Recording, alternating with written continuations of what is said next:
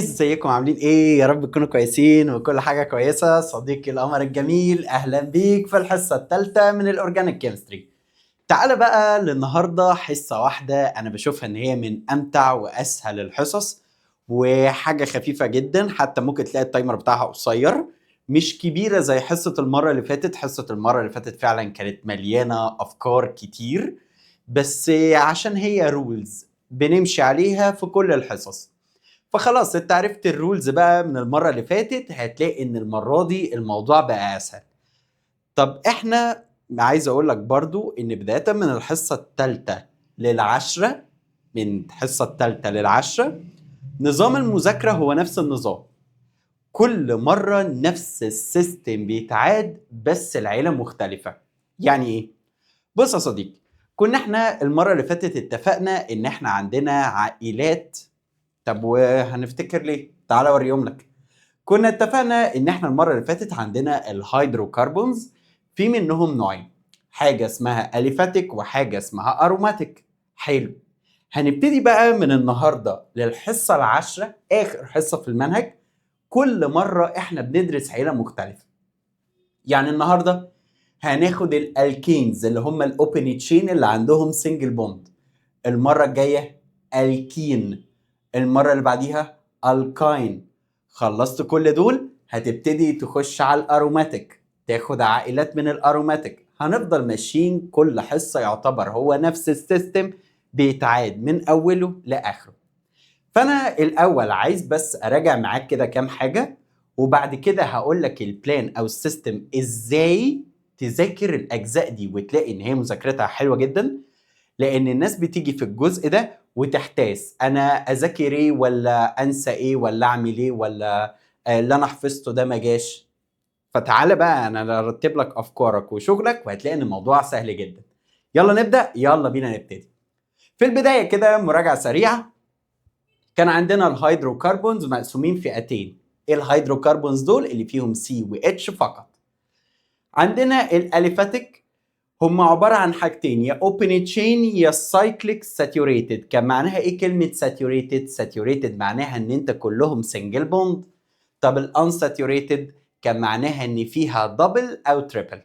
فكنا بنقول على الالكينز هم saturated، بس الالكين والالكاين unsaturated عشان double وتريبل. كان يفرق ايه ان السايكلو ساتوريتد عن الاروماتيك؟ السايكلو ساتوريتد عايز افكرك برضو بحاجه، ان ده كان بيبدا من 3 كربون. يعني ده بدايه من 3 كربون مع بعض. طب ما افكرك بكله بالمره يعني. السنجل كانت بتبدا بدايه من كام كربون؟ واحده. طب الدبل والتريبل بدايه من 2 كربونز. السايكلو كانت بدايه من 3. اروماتيك 6. الاروماتيك بيبداوا من 6. ماشي. كل ده كان كلام جميل. طب الاربع حاجات اللي انا هفضل اكررهم كل مره عشان بيتنسوا، مين هما؟ ده اسمه ميثين، لو شلت اتشايه اسمه ميثايل. ده اسمه ايثين، لو شلت اتشايه اسمه ايثايل. ده اسمه بروبين، لو شلت اتشايه اسمه بروبايل. هفضل كل مره اعيد فيهم لحد ما تحفظوا. والراجل اللي بيتنسي ده مين؟ ابو اتشايه مقطوعه، ده اسمه ايه؟ فينايل. اللي لو شفته دايما بيعتبر برانش، حتى لو شفت مكتوب C6H5 فهو برضه برانش، يعني ما ياخدهوش تبع اطول سلسله. حلو. طب حاجتين كده عايز افكرك بيهم، مين هما؟ الميثايل والميثايلين. الميثايل هي عباره عن سي ماسكه في 3 اتشات. حلو. الميثايلين هي السهايه اللي ماسكه في اتشتين. فانا عندي اللي بالازرق دي اسمها ميثايلين، لكن اللي بالاحمر اسمها ميثايل. في اي مشكله كده؟ تقول لي يا دكتور معلش، هو الواجب كان صعب ولا انا اللي بقيت فاشل؟ لا، هو فعلا الواجب صعب، خصوصا الاسئله اللي كان فيها ايزوميريزم. الاسئله دي هي كمستوى عمرها ما جت. يعني الاسئله اللي انت شفتها في الواجب دي كمستويات هي عمرها ما جت. بس انا ليه بوريها لك؟ انت وانت قاعد في الواجب قشطه، قاعد بتلوش، ما وراكش ستريس. ما فهمت السؤال بفتح الفيديو اشوفه.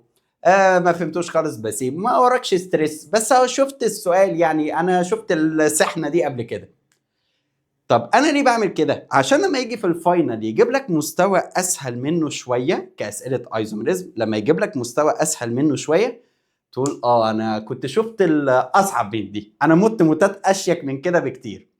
فتلاقي ان الموضوع الى حد ما سهل. لكن انا لو فضلت اجيب لك نفس المثالين نفس المثالين نفس المثالين واجيب في الفاينل جاب لك واحد تالت اصعب شويه، هتبتدي تصوت. فانا عارف ان الهوم ورك بايخ والكلاس شيت بايخ، بس صدقني صدقني صدقني بعد 3 أو 4 شهور هتقدر اللي كان بيحصل ده. وبعدين خلاص بقى، يعني انت فاضل لك كام حصه؟ كام؟ 7. انا هفضل كل مره اعمل لك كاونتنج داون، او عدى 3 فاضل 7. فاضل 7 حصص، والسبعه هي نفس الفكره تعتبر عماله تتكرر كل شويه. طب يلا بينا نبتدي. بص يا سيدي، احنا في بيج كام؟ احنا في بيج 17. دي 17. في بيج 17 بيبتدي ان احنا عندنا كلمه ملغوصه كده اسمها هومولوجاس سيريز. طب يعني ايه هومولوجاس سيريز او سيريس او هومولوجاس؟ يعني شوف انت بتقولها ازاي يعني. بص يا صديقي، هومولوجاس سيريس دي معناها العيله، يعني مثلا عيله الفيومي. هومولوجاس سيريس ده اسم العيله، فهو بيقول لي ايه؟ عيله الالكين. عشان كلمه هومولوجاس دي هتتكرر كل مره، تلاقي هومولوجاس سيريس للالكينز، هومولوجاس سيريس للالكينز، هومولوجاس سيريس للالكاينز. فكلمه هومولوجاس سيريس دي معناها ايه؟ العيله، يعني اللي هي بتاعت الالكينز دي. مالها؟ عندها شويه بروبرتيز شبه بعض في كل حاجه. طب ما تيجي نقراهم سوا. هتلاقيهم عندك موجودين في ديفينيشن طويل، انا معلم على الكلمات المهمه اللي في الديفينيشن. طبعا الديفينيشنز انت عارف ان هي ما بتجيش يعني، بس دي ليك انت عشان تبقى فاكر ايه هم الالكينز. انت المفروض عارفهم، بس ممكن تعتبر الديفينيشن ده مجرد مراجعه. طب يلا نفتكر. بيقول لي ان الالكينز هي واحده من الاوبن تشين بتوع الهيدروكربون. طب ما هو فعلا اهي، ما هو الالكينز اللي هم دول موجودين في الاوبن تشين بتاعت الهيدروكربون، صح؟ بيقول لي ان الكربون اتوم لينكد وذ سنجل بوند. الالكينز كل البوندات بتاعتهم سنجل، وطالما البوند سنجل احنا بنسميها سيجما. حلو. السيجما اللي هي السنجل بوند دي بتكون قوية في الكسر. طول ما البوند لوحدها صعب ان هي تتكسر، مش سهل ان هي تتكسر. ايه ده؟ معلش ده صاروخ ضرب عادي. تقول لي ايه ده؟ معلش، هو مش المفروض لما يبقوا بوندتين يبقى اقوى؟ يعني المفروض 3 بوندات دي قويه عشان في 3 بوندات. هو في الحقيقه لا، ان البوند اللي لوحدها اقوى، ودي هتعرفها المره الجايه لما نبتدي ندرس الدبل بوند. فالسنجل بوند هي بوند قويه جدا اللي هي اسمها السيجما، ودي بتكون سترونج. اس سيجما سترونج. اوكي. وبيقول لي عشان هي صعب انها تتكسر، البوند دي عشان صعب جدا ان هي تتكسر، فالالكينز دول ممكن تقول ان هم شبه اناكتيف. يعني ايه اناكتيف؟ ما بيعملوش رياكشن. ليه؟ معنى كلمه كيميكال رياكشن معناها ان انا هكسر بوند واكون واحده جديده مكانها. فانا بقول لك ان هي صعب تتكسر، يعني انا مش عارف اكسرها. ما هو انت عشان تعمل رياكشن لازم تكسر البوند وتكون واحده جديده، فانت مش عارف تكسرها، فهي صعب تخش رياكشن، بس بتخش رياكشن بس بصعوبه. ماشي. حتى الان كل ده كلام عادي ما فيهوش اي مشكله. طيب لو نزلت تحت برضو في الجدول ده، برضو معلومات ما فيهاش اي مشكله. بيقول لي ان البروبرتيز بتاعت الالكين هي ليها جنرال فورمولا CnH2n+2، عارفينها. الفرق بس ما بينهم بيكون في عدد الميثايلين بتاع كل واحده، اللي هو عدد السي اتش 2 بتاعتها. الكلام ده اللي موجود في بيج 16، وطبعا الجدول ده كله احنا عارفينه. ميث ايز بروب بيوت ده عدد الكربونز، وبيقول لك لما تحط لها ان هيبقى اسمها ايه. فالجدول ده يعتبر ملوش اي لازمه، ما فيهوش اي حاجه جديده. والحته اللي فوق دي اللي هي بيختلفوا في عدد الميثايلين برضو سهله. يعني ايه الفرق ما بين الميثين والايثين؟ هتقول لي ان ده مثلا عنده ميثايلين كذا وده عنده ميثايلين كذا، بتتجاب من على الرسمه لما ترسمها هتجيبها. ماشي. فالصفحه دي اللي هي بيج 16 يعني ما فيهاش اي حاجه تقول هي مش كانت 17، لا هي 16 انا افتكرت. بيج 16 ما فيهاش اي حاجه غير الديفينيشن ده، ان احنا نعرف بس جمله واحده، ان الالكينز كلهم سنجل، ما انا عارفها دي. السنجل بوند بتكون صعبة تتكسر، فصعب يخش في كيميكال رياكشن. بس كده. طيب تعالى بقى بيج 17 اللي بكده صفحة 17. بص يا سيدي، أنا دلوقتي هعمل معاك دلوقتي حركة رجولة، وهي تنظيم الأفكار في المذاكرة. طب قول ماشي، يلا بينا. بداية من دلوقتي زي ما قلت لك إن إحنا كل مرة هندرس عيلة مختلفة، كل مرة هندرس هومولوجاس سيريس مختلفة. تعالوا بقى على اللفظ عشان لما يسألك عليها. كل اسبوع هندرس هومولوجاس سيريس، وكل هومولوجاس سيريس بتمشي بنفس النظام.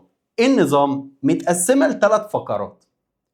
الفقره الاولانيه بتكون طويله شويه، الفقره الثانيه صغيره جدا، الفقره الثالثه طويله شويه. طب ايه هي الفقرات؟ اول فقره بيكلمك عن البريباريشن، ازاي تحضره. يعني انا معايا الكين كذا، ازاي بقى تعمله. انا معايا الكاين كذا، ازاي تعمله. فكل مرة هندرس طرق البريباريشن بتاعت العيلة اللي هندرسها. في عيلة عندها بريباريشن واحد، عيلة عندها 2 بريباريشن، 3 بريباريشن، على حسب بتتحضر بكام طريقة. يبقى أي عيلة هتبدأ تدرسها تبقى متوقع أي بداية للعيلة هنبتديها بالبريباريشن بتاعها. هندرس مثلا حاجة اسمها الفينولز، أتوقع إيه؟ إن أنا هبدأ تحضير الفينول. هندرس الالكاين، يبقى انا متوقع ايه؟ هندرس بريباريشن الالكاين. طب تاني حاجه وهي الفيزيكال بروبرتيز، يعني شكلها من بره عامل ازاي. هل هي بتدوب بسرعه؟ ما بتدوبش بسرعه. بيحصل لها ميلتنج بسرعه؟ ما بيحصلهاش ميلتنج بسرعه. بويلنج بوينت عاليه قليله. يعني الخواص اللي من بره، شكلها، لونها، ريحتها. ودي بتكون صغيره جدا واهميتها برضو قليله جدا. نيجي بقى لتالت فقرة، ودي الفقرة اللي تعتبر الأهم فيهم، الكيميكال رياكشنز بتوعها. الكيميكال رياكشنز بتوعها بتتفاعل مع مين؟ مثلا أنا هحطها مع الكلورين، إيه اللي هيحصل؟ طب لو حطيتها مع الفلورين هيحصل إيه؟ طب لو سخنتها هيحصل إيه؟ فالكيميكال رياكشنز دي تعتبر البارت الأهم. يبقى في بارتين مهمين وبارت يعتبر بصمجة ما فيهوش فهم. البارت اللي فيه كلام كتير هو البريباريشن، وده مهم، والكيميكال رياكشن، وده مهم، والفيزيكال بروبرتي، وده اقل اهميه اللي هو معتمد على البصمجه. يبقى اي عيله وانت هتيجي تدرسها تتوقع ان انت هتمشيها بالترتيب ده. تحضرها، خواصها من بره، الكيميكال رياكشنز بتاعتها. طب كلام جميل. وفعلا دول الثلاثه توبكس اللي هنفضل نتكلم عنهم النهارده والمرات اللي جايه. طب كمل. ازاي بقى اذاكر؟ انت شايف دي شكلها ايه؟ شوكه، برافو عليك، دي شوكه فعلا. عشان تطمن ان انا مذاكر صح بدايه من النهارده، يعني كل الحصص اللي جايه هنطبق عليها نفس الكلام. في 3 حاجات لازم تتاكد ان انا مذاكرهم صح. ايه هما؟ اول حاجه العنوان. يعني ايه العنوان؟ دايما لما الكتاب هيجي يكتب لك كيميكال رياكشن بيكتب لك 3 حاجات: عنوان، والايكويشن، واسمها.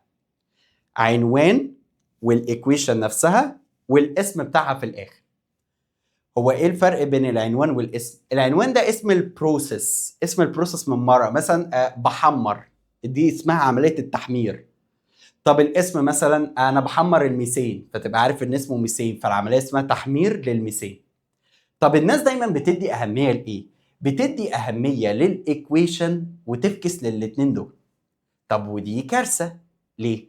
لان هو ممكن يجي يقول لك في الامتحان اكتب لي الايكويشن بتاعت عمليه التحمير، فانا مش عارف ايه التحمير ده، بس حافظ الايكويشن، بس مش عارف ان الايكويشن اللي انا حافظها بتاعت التحمير، فما اخدش حاجه.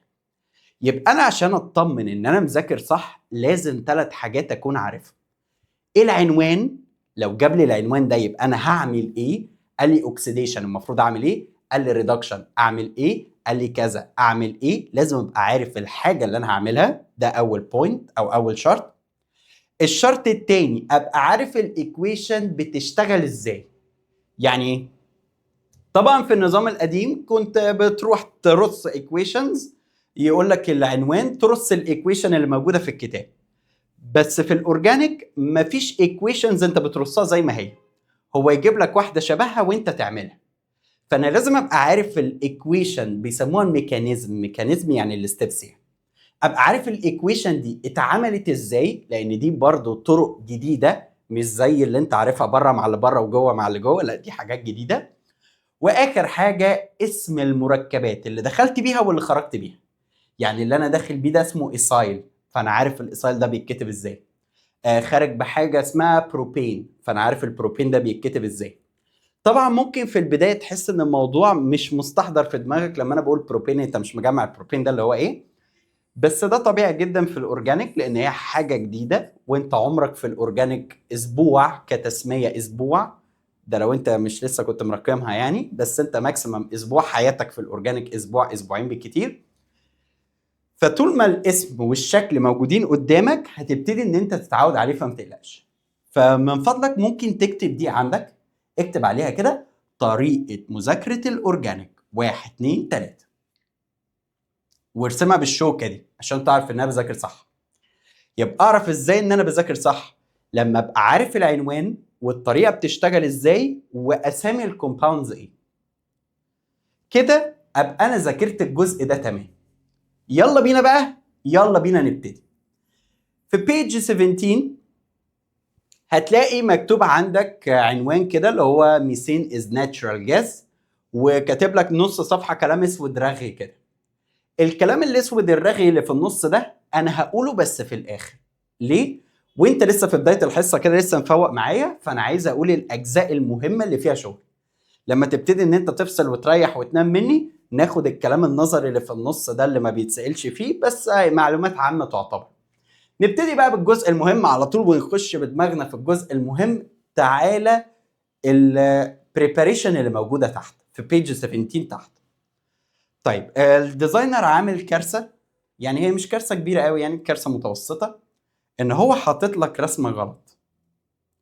الرسمه اللي عندك دي الرسمه بتاعت تحضير السي او 2 والاتش 2 او اللي هي كانت في اول حصه. فالرسمه اللي عندك دي غلط، فسيبك من الرسمه خالص، هي كده كده الرسمه ملهاش لازمه. تعال بص من عندي بس الرسمه بتتعمل ازاي او بتشتغل ازاي، وهتلاقي ان هي بسيطه جدا. زي ما اتفقنا في 3 حاجات لازم اكون عارفها، ايه هما؟ العنوان، الايكويشن بتتعمل ازاي، الاسامي. طيب نبتدي بالعنوان. اسم الايكويشن اللي هنبتديها دلوقتي اسمها دراي ديستيليشن. يعني ايه بالعربي؟ تقطير جاف. اسم بالعربي مش هيفرق معاك في اي حاجه، كل الاسامي اللي بالعربي نيله زي بالانجليزي. اسم الايكويشن اللي احنا هنشتغل عليها اسمها دراي ديستيليشن، يعني تقطير جاف، مش مهم العربي. ماشي. طب هتشغلوا مين مع مين؟ احنا هنشغل حاجه اسمها صوديوم اسيتيت مع صودا لايم. ونقف بقى هنا شويه. ايه الصوديوم اسيتيت ده وايه الصودا لايم دي؟ ببساطه الصوديوم اسيتيت ده منظره، انت عارف ان كان في حاجه اسمها اسيتيك اسيد اللي هو كان عباره عن CH3COOH. فالصوديوم اسيتيت عباره عن ايه؟ صوديوم مكان الاتش بس، فبقت CH3COONA. اللي قدامي ده هو ده اللي اسمه صوديوم اسيتيت.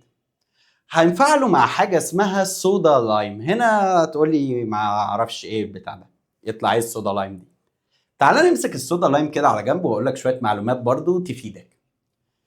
كلمه صودا دي هي جايه من كلمه صوديوم، فاي حاجه فيها لفظ صودا تعرف ان هي فيها صوديوم. ماشي. طب ايه لايم دي؟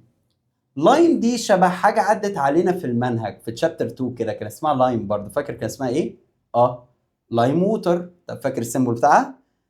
لا مش فاكر. كان السيمبل بتاعها CaOH. طب دي بقى الصودا لايم. صودا زي ما قلت لك يعني فيها صوديوم. لايم هي عباره عن كالسيوم اوكسايد. اللايم ووتر كان الكالسيوم هيدروكسايد، دي قصه تانية. ماشي. فلايم عامه معناها كالسيوم. برضو ليك انت اي حاجه فيها صودا يعني صوديوم، واي حاجه فيها لايم يعني كالسيوم، الكلمتين دول ثابتين. فالصودا لايم هي عباره عن ميكتشر، عباره عن خليط ما بين حاجتين، صوديوم هيدروكسيد وكالسيوم اوكسيد. الاثنين دول سوا، الميكتشر ده على بعضه سوا، انا بسميه صودا لايم. ماشي. فاحنا جبنا الصوديوم اسيتيت ده وحطينا معاه الميكتشر بتاع الصودا لايم. طب انت للوهلة الاولى او للنظرة الاولى بصراحة تتخدع فيها ان انت تلاقي ان السي اي او موجود على السهم، فتقول يبقى السي اي او ده واضح ان هو كاتاليست. في الحقيقة لا، هو مش كاتاليست. امال بيعمل ايه؟ افهمك. الاتنين دول عشان يشتغلوا مع بعض، عشان يعملوا رياكشن سوا، اللي هو الصوديوم اسيتيت ده عشان يرضى يشتغل مع الصوديوم هيدروكسيد، عشان الاتنين دول يشتغلوا سوا لازم ان انت تسيحهم. يعني ايه؟ يعني تديهم حرارة عالية لدرجة ان هم يسيحوا. ماشي. طب ما انك تديهم حرارة عالية يعني تكلفة عالية، فاحنا عشان نقلل الحرارة اللي هم محتاجينها بنحط الكالسيوم اوكسايد. بيشتغل كمادة كانت عندك في تشابتر 4 كان اسمها فلكس. الفلكس ده كان شبه مادة عدت عليك في تشابتر 4 في الحصة الثالثة اللي انت هتبقى تعوضها لو ما اتفرجتش عليها، اسمه فلورس بار. الفلورس بار ده كان كل وظيفته ايه؟ بدل ما انت مثلا بتسيح عند درجة حرارة 1000، لا يخليك تسيح عند درجة حرارة 200. فالكالسيوم اوكسايد ده بيعمل ايه؟ بيقلل بس الميلتنج بوينت بتاعتك، بدل ما انت محتاج 1000 حرارة عشان تسيح، لا انت محتاج 200، فوفرنا فلوس. ماشي.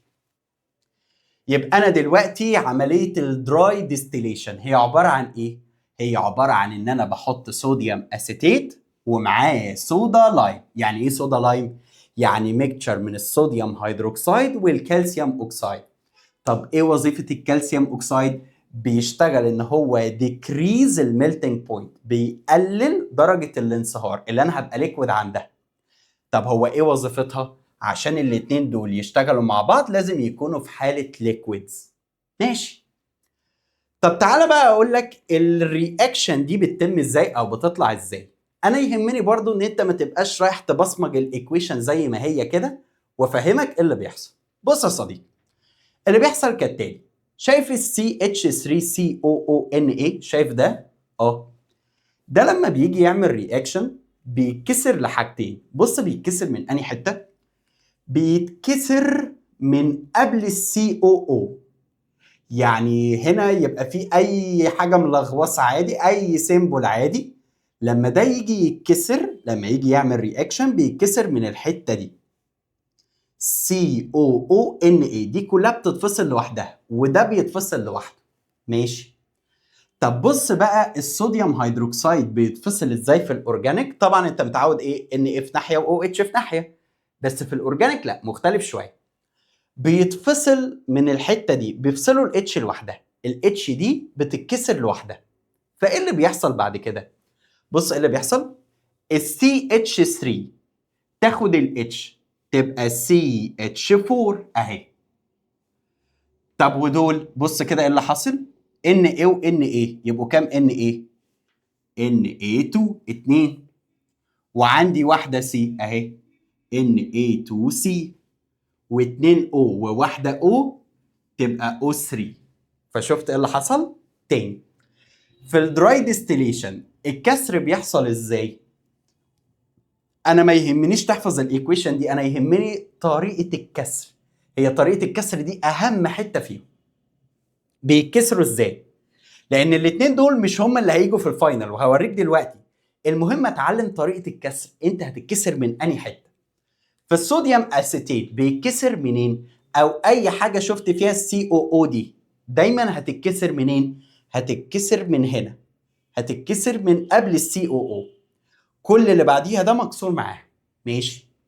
طب والصوديوم هيدروكسيد هيتكسر منين؟ من عند الاتش كده. اوكي. فايه اللي يحصل بقى؟ الكومباوند اللي قبل الكسر زي هنا مثلا سي اتش 3 هياخد الاتشايه دي يبقى سي اتش 4. طب الجزء ده كله هيمسك في ال NaO، هما الاثنين سوا لما تجمعهم تطلع معاك Na2CO3. فممكن بعد اذنك بقلمك كده تيجي بقلم رصاص، تعالى برصاص بلاش جاف عشان ما تشوهش الكتاب، تعالى بقلم رصاص كده وعلم لنفسك خط كده زي ما انا عامل مكان الكسر، نقطها كده مكان الكسر. هنا مكان الكسر عشان تبقى عارف ان هي اتكسرت في الحته دي. فيها حاجه صعبه حتى الان؟ حلو. طيب تعال نبص كده على التجربه عشان ما فيهاش غير حته معلومه صغيره بس عايزك تعرفها. قول. احنا التجربه دي وظيفتها ايه؟ ان احنا بنعمل بريباريشن لالكين. يعني ايه بريباريشن لالكين؟ الكين هي الحاجه اللي كلها سنجل بونز، صح. ازاي بنعمل لها بريباريشن؟ عن طريق ان احنا بنحط الصوديوم اسيتيت مع الصوديوم هيدروكسيد. خدت صفر. ليه؟ هي الصوديوم اسيتيت مع صودا لايم، صودا لايم وليس صوديوم هيدروكسيد بس. لازم تقولها صودا لايم، ما تجودش وتفكس دي. يبقى انا وانا بقول الرياكشن هي عباره عن ايه؟ صوديوم اسيتيت مع صودا لايم. ما تقوليش صوديوم هيدروكسيد وده كاتاليست، ده كلام مش حقيقي. ماشي. طب احنا كنا بنعمل التجربه دي ليه؟ لان زي ما قلت لك ان في بدايه اي عيله احنا هنبدا بالبريباريشن. حلو. البريباريشن بتاع الالكين، مين اشهر الكين في الدنيا؟ الميثين، ده اشهر واحد. فعشان كده احنا ابتدينا اساسا بريباريشن بالالكين، واشهر الكين اللي هو الميثين. حلو. طب الرياكشن بتتم ازاي؟ بيحصل كسر قبل السي او او ان اي، وعند الصوديوم هيدروكسيد ما بين الاو والاتش. بيجي الجزء اللي قبل الكسر يمسك في الاتش تبقى سي اتش 4، ويجي ده يمسك مع ده كلهم على بعض ان اي 2 سي او 3. طب بص كده الرياكشن بتتم ازاي، يعني هي فرجه بس ما فيهاش غير معلومه واحده، ان احنا بنجيب الصوديوم ايثانويت. تقول ايه ده؟ جبتوا امتى الصوديوم ايثانويت؟ مين الصوديوم ايثانويت ده؟ شايف ده؟ اه. كلمة صوديوم اسيتيت ده كومن نيم بيني وبينك يعني، بس هو في الحقيقة بص هو عنده ايه؟ هو عنده 2 سي، صح؟ فاسمه ايس. لما بيكون عندنا او او او او 2 او، يعني انا قلتها 3 مرات، 2 او وسيمبل تاني، احنا بنسميها اويت. فده اسمه ايه؟ ايس اللي هم 2 ايسان نويت. تاني ايسان نويت. لسه هعلمك الحته دي، اصلا انا همسكك في الحته دي هعجنك دلوقتي، بس استنى انا بديلك بس اللفظ. فبيقول ان احنا حطينا الصوديوم ايثانويت او الصوديوم اسيتيت، دلوقتي مش هي صوديوم اسيتيت، مع الصودا لايم. اوعى تقولي صوديوم هيدروكسيد ازعل منك، مع الصودا لايم. حلو. وابتدي ان انا اسخنهم في وجود الكالسيوم اوكسيد اللي بينزل درجه الحراره. الميثين ده لما بييجوا يجمعوه، لما بييجوا يطلعوه، الميثين ده هو عباره عن جاز. فانا ما ينفعش ان انا احضره في حته مفتوحه لان الجاز ده هيطير، ما انا هجيبه ازاي؟ فبيعملوه في حاجه مقفوله. اي جاز عامه وهو بيتحضر لازم يتحضر في حاجه مقفوله. ماشي. بيكونوا حاطين هنا ميه، يبتدي الميثين يطلع. بص بيبقى عامل زي بقليل كده، زي كأن واحد ايه بينفخ جوه الميه. عارف انت وانت في البحر كده بتاع، عارف انت كأنك بتغرق. اهو الميثين بيفضل طالع بالمنظر ده لحد ما يتكون فوق. فممكن يجي في بالك سؤال، مع انه غبي بس يجي في بالك سؤال. الله، طب هو مش ممكن الميثين يدوب في الميه؟ ده سؤال غبي. ليه؟ هو مش الميثين ده اورجانيك؟ اه. هو الاورجانيك بيدوب في الميه؟ لا. يبقى عشان كده بيحطوا ميه. يبقى اي حاجه مش بتدوب في الميه بيحضروها بالطريقه دي. اي جاز اورجانيك من الاخر بيتحضر بنفس الطريقه دي. ماشي. فهيجي يسالك سؤال انا كاتبه اوريدي في الكتاب يعني. الميثين ده بيتحضر ازاي؟ عن طريق displacement of water. يعني ايه displacement of water؟ يعني ازاحه الميه. يعني ايه ازاحه الميه؟ ازاحه يعني بيزقها لتحت. بيجي الميثين يجي يعمل بق بق بق بق بق بق بق بق، يطلع فوق فيزق الميه لتحت. فالميثين بيتحضر عن طريق الديسبليسمنت اوف ووتر لسببين. السبب الاولاني ان الميثين الدنسيتي بتاعته خفيفه هيعرف يطلع فوق، هو اللي هيكون فوق عشان خفيف. الحاجه الثانيه لانه نون بولر مش هيدوب في الميه.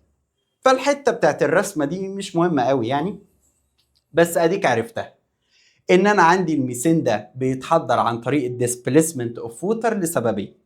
السبب الاولاني ان هو اخف من الميه. السبب الثاني ان هو نون بولر فمش هيدوب في الميه. حلو.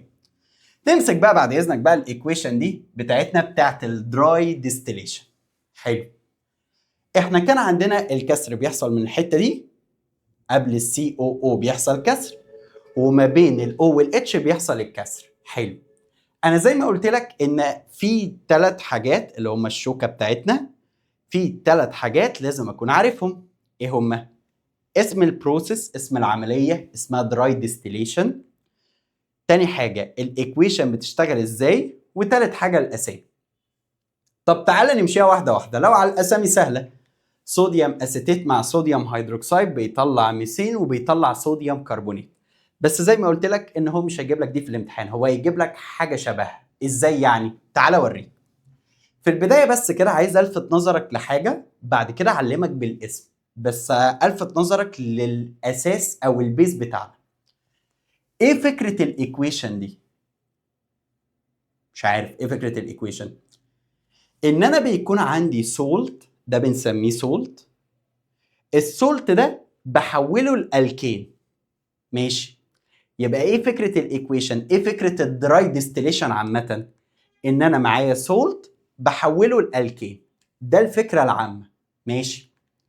طب الحاجه التانيه اللي هتتسال فيها مليار في الميه ومهمه، انا كنت داخل بكام سي؟ داخل باتنين. طب هو الالكين اللي طلع ده عنده كام سي؟ واحده. يعني نقص كام واحده؟ واحده. يعني بص لو جاب لي ان انا معايا 3 كربون وعملت لها دراي ديستيليشن، هتبقى كام كربون؟ 2.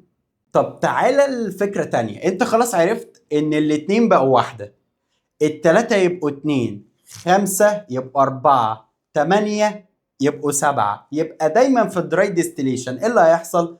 هقل واحدة. جدع. طب ممكن بدل ما يديها لك كعدد كربونز يكتبها لك ازاي؟ يجيب لك انا هعمل دراي ديستيليشن للصوديوم بيوتانويت. تقول ايه العبط ده؟ ايه ده؟ بيوتان يعني 4 سي، وويت اللي هي دي. ما هو مش ده كان اسمه صوديوم ايس؟ ما هو ايس يعني 2. صوديوم ايثانويت، ده اسمه كده صوديوم ايثانويت. اول ما تشوف الويت دي تعرف ان هو سولت، ملح يعني، ركب فيه حاجه من الاخر صوديوم. هو قايل لك ان هي صوديوم يعني. فبيوتانويت، سيبك من اويت دي دلوقتي ما تهمنيش، انا يهمني بيوتان. بيوتان دي اللي هي كام؟ 4. 4 سي صح؟ بيوت 4 صح؟ صح ولا مش صح؟ صح. طب انا كنت 4، هخرج كام؟ 3. شطور. 3 بقى اسمها ايه؟ تقول لي بروبانويت. هو انت بتعمل ايه؟ بكتبها زي دي يا جدع. هو ده اسمه ميثانويت؟ لا ده اسمه ميثان عادي. يعني اللي هيخرج هنا اسمه بروبان عادي، ما فيهوش اي حاجه. ما انت بتحضر الكان، هو انت بتخش سولت، هو اسمه ملغوص في الاول بس بيخرج طبيعي، وبشيل منه كربونه، يبقى تاني. انا في الدراي ديستيليشن انا بعمل ايه؟ عشان تبقى عارف، هيحصل حاجتين. يا اما يقول لك عدد الكربونز اللي انت داخل بيها وخارج بكام، دايما بتشيل واحده. طب الحركه التانيه ان هو يدي لك اسمه ويقول لك انا هخرج ايه، فبرضه بتنقص واحده. بيوتانويت 4 سي، يبقى هخرج كام؟ 3، اسمها بروبين. يا اما طريقه تانيه واللي هعلمها لك دلوقتي، يكتب لك السيمبل ويقول لك قول لي هيتكتب ازاي. فانا هعلمك برضو بيتكتب ازاي دلوقتي. احنا مش هنحفظ اي حاجه، مفيش اي حاجه هنا بتتحفظ اصلا، كله بيشتغل بالفهم. وعلمك ازاي البتاع اللي انت مش عارف تقراه ده تكتبه بمنتهى الهيافه. هم خطوتين، تك تك خلاص بعرف اكتبه. فيبقى معلش مراجعه سريعه عشان انا يهمني الفكره الاساسيه بتاعتنا. الدراي ديستيليشن هي عباره عن ايه؟ ان انا بشيل كربون. انا داخل 6 كربون يبقى هخرج كام؟ 5. داخل 3 كربون اخرج كام؟ 2. داخل 4 كربون اخرج كام؟ 3. فيها حاجة صعبة حتى الآن؟ تمام. نيجي بقى للأسامي. ما أنا عايز أعرف الاسم، يعني أنا دلوقتي هلعب معاك لعبة أسامي بس. لو أنا داخل صوديوم أوكتانويت، اللي هيطلع يبقى اسمه إيه؟ تقول استنى يا دكتور بقى، انا لازم اعد الاوكتان ده اللي هو رقم كام. انت لسه في البدايه، فعادي ان انت توقف وتحاول تطلع الاسم. اوكتان دي اللي هي رقم كام؟ تقول لي ميس، ايس، بروب، بيوت، بنت، هكس، هب، اوكت. اوكتان ده اللي هو رقم 8. طيب وانا خارج هيبقى اسمي ايه؟ بنقص واحده.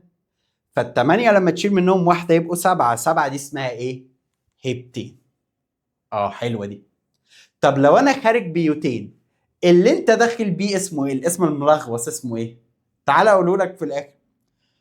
هتحط بس الاسم الجديد وحط له اويت في الاخر. او اي تي اي. بس الاول طلعهم لي. بس بيوتين ده اللي هو رقم كام؟ تقول له 4. طب لو انا خارج 4 يبقى انا داخل كام؟ 3 ولا 5؟ اكيد 5. 5 اسمها ايه؟ بنتين. ده الخمسة اسمها بنتين، فهيبقى اسمها بنتانويت. يعني بص انت بتعمل ايه؟ بتشيل حرف الاي اللي في الاخر ده، مش مهم تقراها، مش مهم تنطقها. هتعمل ايه؟ الستيب واحده. شايف الاي اللي في الاخر دي؟ يعني انت اكتب بنتين عادي. شيل الاي اللي في الاخر، حط بدلها او اي تي اي. او اي تي اي. او اي تي اي. تقولي دي مش مكتوبه عندي. ما انا عارف ان هي مش مكتوبه هنا. هي اساسا مكانها في المنهج قدام شويه، بس انا بفتح لك افكار، لان الخطوه دي هتتكرر بتاع 18 مره، اللي هي بتشيل اخر حرف وتحط بدلها 3 حروف بدلها. فانا عندي بنتين مثلا، عايز تكتبه بالطريقه اللي اخرها اويت دي، تعمل ايه؟ هتشطب حرف الاي ده خالص، شيله، حط بدلها او اي تي اي، حط بدلها النهايه، فتبقى بنتانويت. فاي اسم مش عارف تنطقه، مش عارف بيتكتب ازاي، مش عارف هيطلع ازاي، الموضوع بسيط جدا. شيل حرف الاي اللي في الاخر ده وحط بدلها النهايه اللي انت عايزها. طب استنى كده، تعالى بنتين. بنتين مش المفروض اخرها ايه؟ شلت الاي، حطيت بدلها الاربع حروف بتوع الاكستنشن الجديد او النهايه الجديده، او اي تي اي، فبقت بنتانويت. مش عارف تقراها عادي، مش مهم، مش مهم الاسم، مش مهم ان انت تقراه، المهم ان انا عارف اكتبها. ماشي. طب تعالى اللي بعديه. لو انا داخل صوديوم هبتانويت، تقول لي بقى العفاريت اللي انا عمال احضرها دي، ايه الكلمه دي؟ لو جات لي في الامتحان اسيبها؟ دي سهله جدا. هبتان عادي، بس بدل ال اللي في الاخر شلتها وحطيت قوت بدلها. طب هبتان يعني 7. طب لو انا داخل 7 اخرج كام؟ 8 في عينك. لو داخل 7 اخرج كام؟ 6. 6 اسمها ايه؟ هكسين. فيها حاجه صعبه؟ فيها حاجه مش مفهومه؟ يبقى انا كل اللي بعمله ايه؟ بنقص واحده. طب لو جاب لي الاسم عادي، هبتان 7، شيل واحده تبقى هكسان. بس كده. طب هي مش ممكن تطلع هيكسين او هيكساين؟ لا، احنا حصتنا النهارده كلها الكينز بس، فكلهم ان. حلو ده، ماشي، بسيطه. طب لو هو جابها لي كده، نبتدي بقى نلعب اللعبه اللي هي بالسيمبلز في الايكويشن. انت اللي عندك في المنهج، اللي مكتوبه في المنهج ان انت خارج سي اتش 4 بس. طب لو انا بقى اساسا مش خارج سي اتش 4، لو انا خارج سي 3 اتش 8، على فكره دي كلها دي اسئله امتحان ثانويه عامه عادي. هو اصلا في الامتحان بيلعب الالعاب دي. ان انت خلاص فهمت الحركه الرئيسيه اللي هي اسمها دراي ديستليشن، انك بتشيل سهايه، يقعد بقى يمسكك يعجنك بقى في الامتحان. قولي طب لو انا داخل 7 اخرج كام؟ 6. برافو عليك. طب لو انا خارج 6 يبقى انا داخل كام؟ 7. طب لو الستة اسمها هيكسان، يبقى انا اللي داخل بيه ابو 7 ده كان اسمه ايه؟ هبتانويت. فيقعد بقى يلعب معاك اللعبه دي. بس خلاص انا معايا الفكره الرئيسيه بتشتغل ازاي. مش عارف انطقها بس اعرف اكتبها. ماشي. طب ما تيجي نعمل دي. هنبتدي نلعب بقى بالسيمبلز. يعني انا خارج سي 3 اتش 8، انا خارج بده، يبقى انا داخل بايه؟ مش هتعرف تعملها. فواحده واحده بقى اعلمها لك، واحده واحده. اولا الراجل ده كام سي؟ 3. انا لو خارج 3 سي يبقى انا اصلا داخل بكام؟ 4. برافو عليك. انت عارف 4 دي اسمها ايه؟ تعرف الاسم الملغوص اللي هنكتبه هيبقى اسمه ايه؟ صوديوم بيوتانويت. جدع. طب ما تيجي بقى اعلمك تكتبه. احنا مش هنحفظ حاجه، يعني انت مفيش حاجه هنا بتتحفظ. هتقعد بقى انت تمسك لي السيمبل وتصمه زي ما هو، مش هيتحفظ. طب امال انا اعمل ايه؟ انا اعلمك ستيبس كتابه اي كومباوند اورجانيك في الدنيا. لو مش عارف شكله تعرف تكتبه برضه. طب قول لي، يلا علمني. دايما وانت بتكتب الاورجانيك كومباوند او اي اورجانيك كومباوند في الدنيا، لما تيجي تكتبه اكتبه من النهايه. يعني بيوتان، لا. شايف ده؟ دول كلمتين، بيوتان واويت، صح؟ دايما لما تيجي تبدا، ابدا من النهايه المميزه، عشان احنا هيبقى عندنا نهايات كتير واحنا ماشيين على مدار السنه، في السبع حصص اللي جايين فيهم نهايات كتير. دايما ابدا الكتابه من النهايه. الاويت دي عايزين نكتبها. فالبدايه عندي ايه؟ بص بص بص. هو بيقول لي صوديوم بيوتانويت، صح؟ امسك الصوديوم والاويت دول. اويت اللي هي سي او او، صوديوم تبقى سي او او ان اي. فيها حاجه صعبه؟ يبقى انا عندي صوديوم اويت، كتبت دي سي او او ان اي. حلو. فاضل لي ايه؟ فاضل لي البيوتين دي اكتبه. هو يعني ايه بيوتين؟ يعني 4 كربون. طب دي واحده، يبقى انت فاضل لك كام؟ 3. 3 تبقى C3H7 ماسكه في COONA. تقول لي ايه ده؟ معلش. بص يا صديقي، مش انا عندي C3؟ عايز تكملها اتشات. ده ياخدنا للحصه بتاعت المره اللي فاتت بتوع الالكايلز اللي انا مراجعهم في اول الحصه، وهفضل اراجعهم كل مره. الالكايلز دول اللي هم مين؟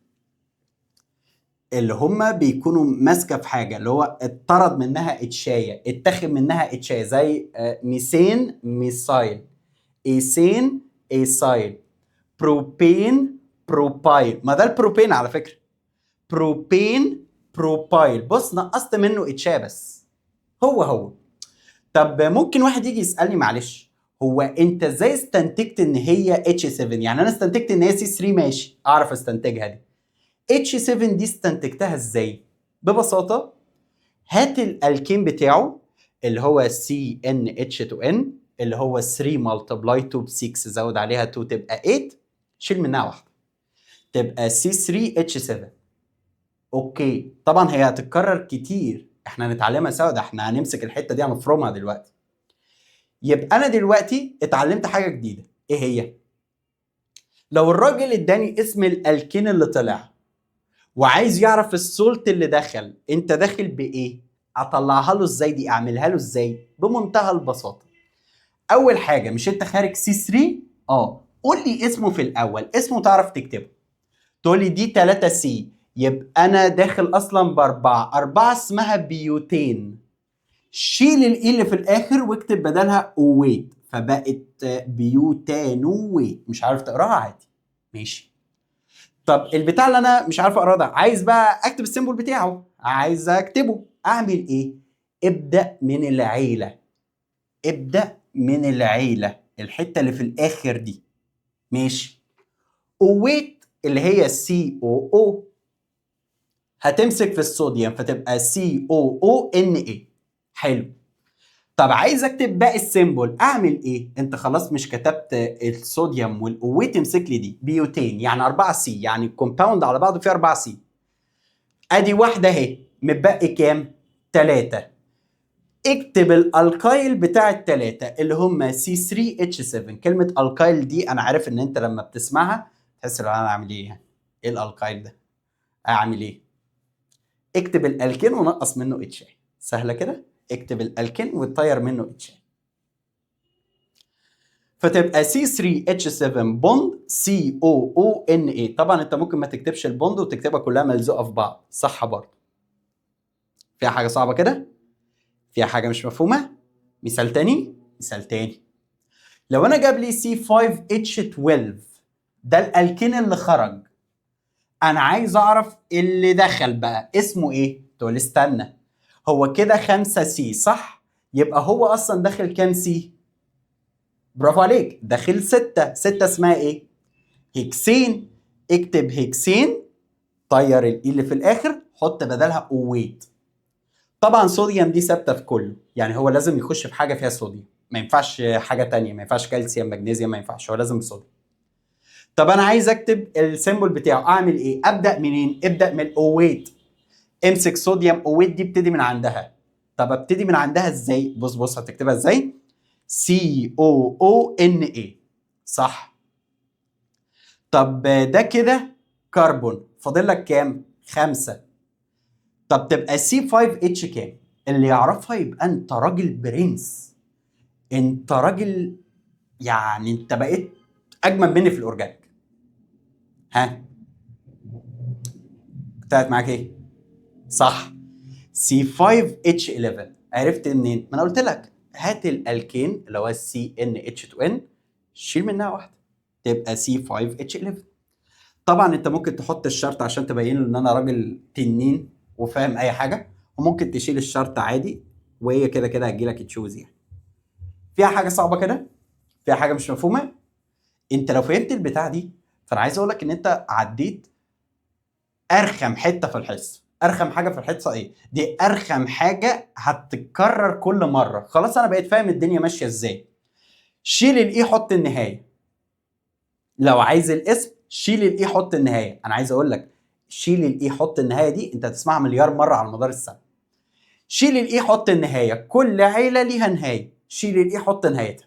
مش مهم تنطقها، انا مش عارف انطقها، كلمه ملغوصه مش مهم، بس انا عارف ان هي كده صح، هي مكتوبه كده صح. شيل الاي، حط النهايه.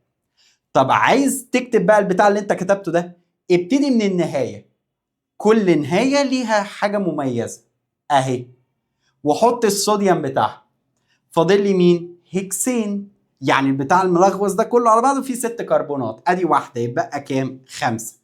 اكتبها على شكل الكايل، ما بعرفش ايه الالكايل ده، الكين مطير منه اتش اي. ماشي، حلو ده. طب ما تجرب انت دي، شوف انت هيبقى اسمه ايه. ها، عايزك تعملها لي زي طلع الاسم وتطلع اللي قبل السهم كمان. يلا وقف الفيديو كده جربها. خلصت؟ يلا بينا. C2H6 ده اسمه ايه؟ ايثين، يعني 2 سي. يبقى انا اصلا داخل كام؟ 3 سي. اوعى تقول قلت واحده وانت بتنقص رايح جاي ولا ايه؟ انا هنا بزود كده، انا بزود يبقوا 3 سي. طب 3 سي دي اسمها ايه؟ بروبين، برافو عليك. شيل الاي، حط الاويت. ماشي. طب عايز اكتبها، اعمل ايه؟ ابدا من النهايه. صوديوم اويت يبقى COONA. ماشي. طيب مش هقول حاجه، يلا نكمل عادي. كنت هقول لك افتراض بس مش عايز افترضه دلوقتي، خليه قدام. نمسك البروبين ده. بروبين يعني كام سي؟ 3. ادي واحده اهي، فاضل كام؟ 2. اكتبها ازاي؟ CnH2n وطير منها واحده. الالكين وشيل منه واحده تبقى C2H5. يبقى ده اسمه ايه؟ يعني دي الوحده دي كان اسمها ايه دي، فاكر؟ ايسايل. اوعى تنسى دول، ده انا مراجعهم في اول الحصه. ميثايل، ايسايل، بروبايل، فينايل، الاربعه اللي اهم مني ومنك واهم من اي حاجه في حياتك. اوكي. طب ما تيجي نزود لعبه كمان. مش انت خلاص عرفت من اول هنا لهنا؟ الحته اللي انا بقولها دي كلها مش هتلاقيها في الكتاب دلوقتي لان هي قدام، بس بما انها تبع الجزء ده وعليها اسئله في بعض الكتب الخارجيه في الحته دي، فانا عايز اعرفها لك بالمره طالما هي سهله وخلاص. طب قول. مش احنا خلاص عرفنا ان لو انا COONA خلاص عرفت ان انا بتحول لالكين؟ ماشي. طب لو انت مش بادي من هنا، لو انت مش بادي من الحته دي، انت بادي من الاسيد. ايه ده يعني ايه؟ بص يا صديقي، شايف ده اللي انت عمال تسميه COONA، اللي انت عمال تسميه صوديوم واويت دي؟ اه، البتاع ده اصلا بيبقى جاي من اسيد. ما هو الاسيد اللي انت عارفه اللي هو COOH، اشهر واحد في الدنيا، كح 3 كح CH3COOH، اللي كان اسمه اسيتيك اسيد. اه، ماله بقى؟ COOH ده اسيد نفسه، حلو. الاسيد ده اساسا بيتشال منه الاتشاي يتحط فيها صوديوم. منهجك بادي من حته الصوديوم دي، يعني انت بديت اللعبه اللي انت اتعلمتها خلاص وبقيت جامد فيها، ابتديت من الحته دي واودي على الالكين على طول. طب انا عايز اعلمك خطوه سابقه لاوانها شويه، ان انا ابدا من الاسيد، يعني اجي من ورا خالص. ازاي من الاسيد اتحول للسولت الاول، وبعد كده من السولت اتحول للالكين؟ يعني من السولت للالكين دي خلاص عرفناها، اللي هي عمليه الدراي ديستيليشن. ماشي، اللي هو بكسر قبل السي او او وامسكها في الاتش بتاعت الصوديوم هيدروكسيد. هفكرك بيها لو نسيتها يعني. ازاي بقى ابتدي من هنا؟ تعال نمشيها واحده واحده. في البدايه كده الاسيدز ليها نهايه او اي سي، اوك. تقول لي ايه بقى الكلام اللي انا مش عارف انطقه ده؟ ما احنا اتفقنا مش عارف تنطقها ما يجراش حاجه، بس هي نفس الخطوه. زي ما كنت بتشيل الاي تحط بدلها اويت، هتشيل الاي تحط بدلها اويك. ماشي يلا بينا، تعال نلعبها سوا نلعبها سوا. ازاي اصلا بتحول من الاسيد لو انت بادي من عند الاسيد، يعني انت اخرك اي حاجه في الدنيا سي او او اتش، ازاي تحول من هنا لهنا؟ حط اي حاجه فيها صوديوم، اي حاجه تعرفها فيها صوديوم اختارها. ماشي. طب وانا ازاي بتحول من هنا للالكين؟ عن طريق الدراي ديستيليشن. ايه الدراي ديستيليشن دي؟ اللي كنت بحط عليها الصودا لايم اللي هم الصوديوم هيدروكسيد NaOH، والكالسيوم اوكسيد CaO، كنت بحط الاثنين دول سوا فبتتكسر من هنا. دي كانت بتمسك في الصوديوم تعمل صوديوم كربونات مع نفسها، ويبقى لي الجزء بقى اللي ورا اللي احنا خلاص اتعلمناه. طب ما تيجي ادي لك مثال عشان نفهم اكتر، بدل ما انا حاسس ان الموضوع مبهم كده. بص يا سيدي، انا جبت لك حاجه اسمها ايثانويك اسيد. تقول استنى، انا لو عايز اكتب البتاع ده ابدا اكتبه من ايثين ولا اويك؟ انت راجل دلوقتي جامد، انت جامد في الكيمستري. لما انا باجي اكتب اسم حد ببدا من هنا ولا من هنا؟ برافو عليك، ببدا من هنا. اويك دي اللي هي مين؟ اللي هي COOH، دي على بعضها اسمها اويك. ماشي. طب ايثين يعني 2 سي، فادي واحده سي اهي، يبقى لي واحده. طبعا الالكين ويشيل منه اتشايه اللي هي CH4، شيل منها اتش تبقى CH3 اللي هي ميثايل. فهو ده شكل الاسيتيك اسيد. تقول لي بس ده ما كانش اسمه ايثانويك اسيد، ما هو اسمه اسيتيك اسيد. ما هو ده الكومن نيم، واحنا اتفقنا ان الكومن نيم ده اللي هو الدلع، اي واحد بيسمي اي حاجه في اي حته ملهاش علاقه باي حاجه. يبقى تاني انا قال لي عايزك تكتب لي ايثانويك، ابقى اهبل واروح ابتدي من الايثين؟ لا، كده انا راجل مش متعلم وبصمجي. امال اعمل ايه؟ ابدا من الاخر. اويك دي اللي هي عباره عن ايه؟ COOH، دي اسمها اويك. حلو. طب هو بيقول لي ايثين، يعني كل اللي معاك كام كربونه؟ 2. طب ما هي COOH فيها واحده، يبقى لك كام واحده اهي. اكتب الالكين وشيل منه اتشاي، CH4 شيل منها اتشاي تبقى CH3. فيها حاجه صعبه؟ طيب ما تيجي بقى نخش المرحله اللي بعديها. بيقول لي حط عليها اي حاجه فيها صوديوم، دي سابقه لاوانها، مش هنكتب الايكويشن اللي بتبقى في النص، يعني تبقى عارف ان هو هيتحط عليها حاجه فيها صوديوم. المهم انت هتعمل ايه؟ هترمي الاتش دي وتحط بدلها Na، بس كده. يبقى الاسيد اللي معايا لو عايز احوله للمنظر ده بعمل ايه؟ حط اي حاجه فيها صوديوم، ايه الحاجه نفسها مش مهم دلوقتي. اوكي، يطلع لي المنظر ده.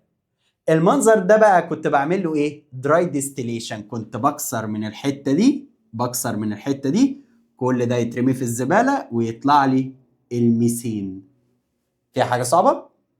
وطبعا ده كنت بسميه ايه؟ ايثانويت. ليه ايثانويت؟ ما هو اتفقنا دي كلها على بعضيها اسمها اويت، دي كلها اويت، وانت معاك 2 كربون يبقى اسمها ايثانويت، واخر واحد ده ميثين عادي. يبقى مراجعة سريعة على كل اللي انا شرحته هنا. اي حاجة في الدنيا لو اسمها اخره اويك تبقى اسيد. طب لو اخرها اويك يبقى لازم في الفورمولا بتاعتها في كتابتها الاقي مين؟ COOH، وهنا ماسكة في اي حاجة تاني مش مهم. ماشي. طب لو لقيت اخرها اويت يبقى COONA. حلو. هو مش ال Na ده اللي هو الصوديوم؟ ما احنا اللي عندنا في المنهج اخره صوديوم. طب هو مش ممكن يلعب في حاجه تانية؟ مش هيلعب دلوقتي، هيلعب قدام. ماشي. طب لو انا معايا السولت اللي اخره اويت وعايز احوله لالكين، بعمل حاجه اسمها دراي ديستيليشن. لو مش فاكر الدراي ديستيليشن اللي هي دي، بكسر من قبل السي او او ان ايه، بكسر الحته دي كده وبكسر الاتش اي. الاتش اللي في الصوديوم هيدروكسيد تاخد السي اتش 3 تبقى سي اتش 4، واللي متبقي ده كله مع بعضه يعمل لي صوديوم كربونيت. فيها حاجه صعبه؟ تقولي سهله جدا، يعني حتى الان الدنيا حلوه. بس تقولي انا حاسس ان حته الاسيد دي ما ربطتش معايا قوي. طب ما نربطها عادي. لو انا بادي من عند الاسيد، الاسيد مميز ان ليه اخره او اي سي. طب انا لقيت حاجه اسمها ايثانويك اخرها او اي سي. لو انا عايز اكتب السيمبل بتاعه، ابقى راجل ما بفهمش وابدا من هنا، ولا ابقى متعلم وبفهم وابدا من النهايه؟ ابقى متعلم وبفهم ببدا من النهايه. اويك يعني اسيد، اي اسيد اورجانيك نهايته ثابته COOH، فانا كتبتها. طب هو بيقول لي ايثان، ايثان يعني 2 على 2 سي، فادي واحده سي، يبقى واحده كمان اهي. يبقى ده على بعضه كده اسمه ايه؟ ايثانويك. مش عارف تنطقه، مش مهم. ماشي. حاول تنطقه، حاول تنطقه، ما تخافش، مفيش جن ولا عفاريت ولا اي حاجه، حاول تنطقه. يلا بينا. طب الايثانويك اسيد ده، انا معايا الاسيد وعايز احوله للاويت اللي هو السولت، اعمل ايه؟ حط اي حاجه فيها صوديوم، اي حاجه في الاختيارات فيها صوديوم اختارها. ماشي. كل اللي هيحصل ايه؟ هنشيل الاتش دي ويتحط بدلها ان ايه، ما عملناش اي حاجه. طب ده هيبقى اسمه ايه؟ اسمه ايثانويت. ايثانويت. حلو. اخر حاجه تعمل له دراي ديستيليشن، يعني هتقطع الحته اللي بالاحمر دي ويبقى لك الميثين. فيها حاجه صعبه كده؟ طب ما تيجي مثال تاني. جرب كده ترسم بروبانويك اسيد. جرب ارسمه، يعني اكتبه، مش رسمه، رسمه يعني اللي هو تكتبه عادي زي ده. اكتبه، اكتب السيمبل يعني. ها، كتبته؟ ما تيجي نجرب. هو انا هسألك انت وجاوب معايا. هو انا لو عايز اكتبه ابدأ من بروبين ولا اويك؟ اويك. هو اويك دي السيمبل بتاع ايه؟ COOH. برافو عليك. طب انت بتقول لي بروبين، بروبين يعني كام كربون؟ 3. كل مجموعهم 3، فادي واحدة يبقى كام؟ 2. طب عدد الاتشات ده بجيبه ازاي؟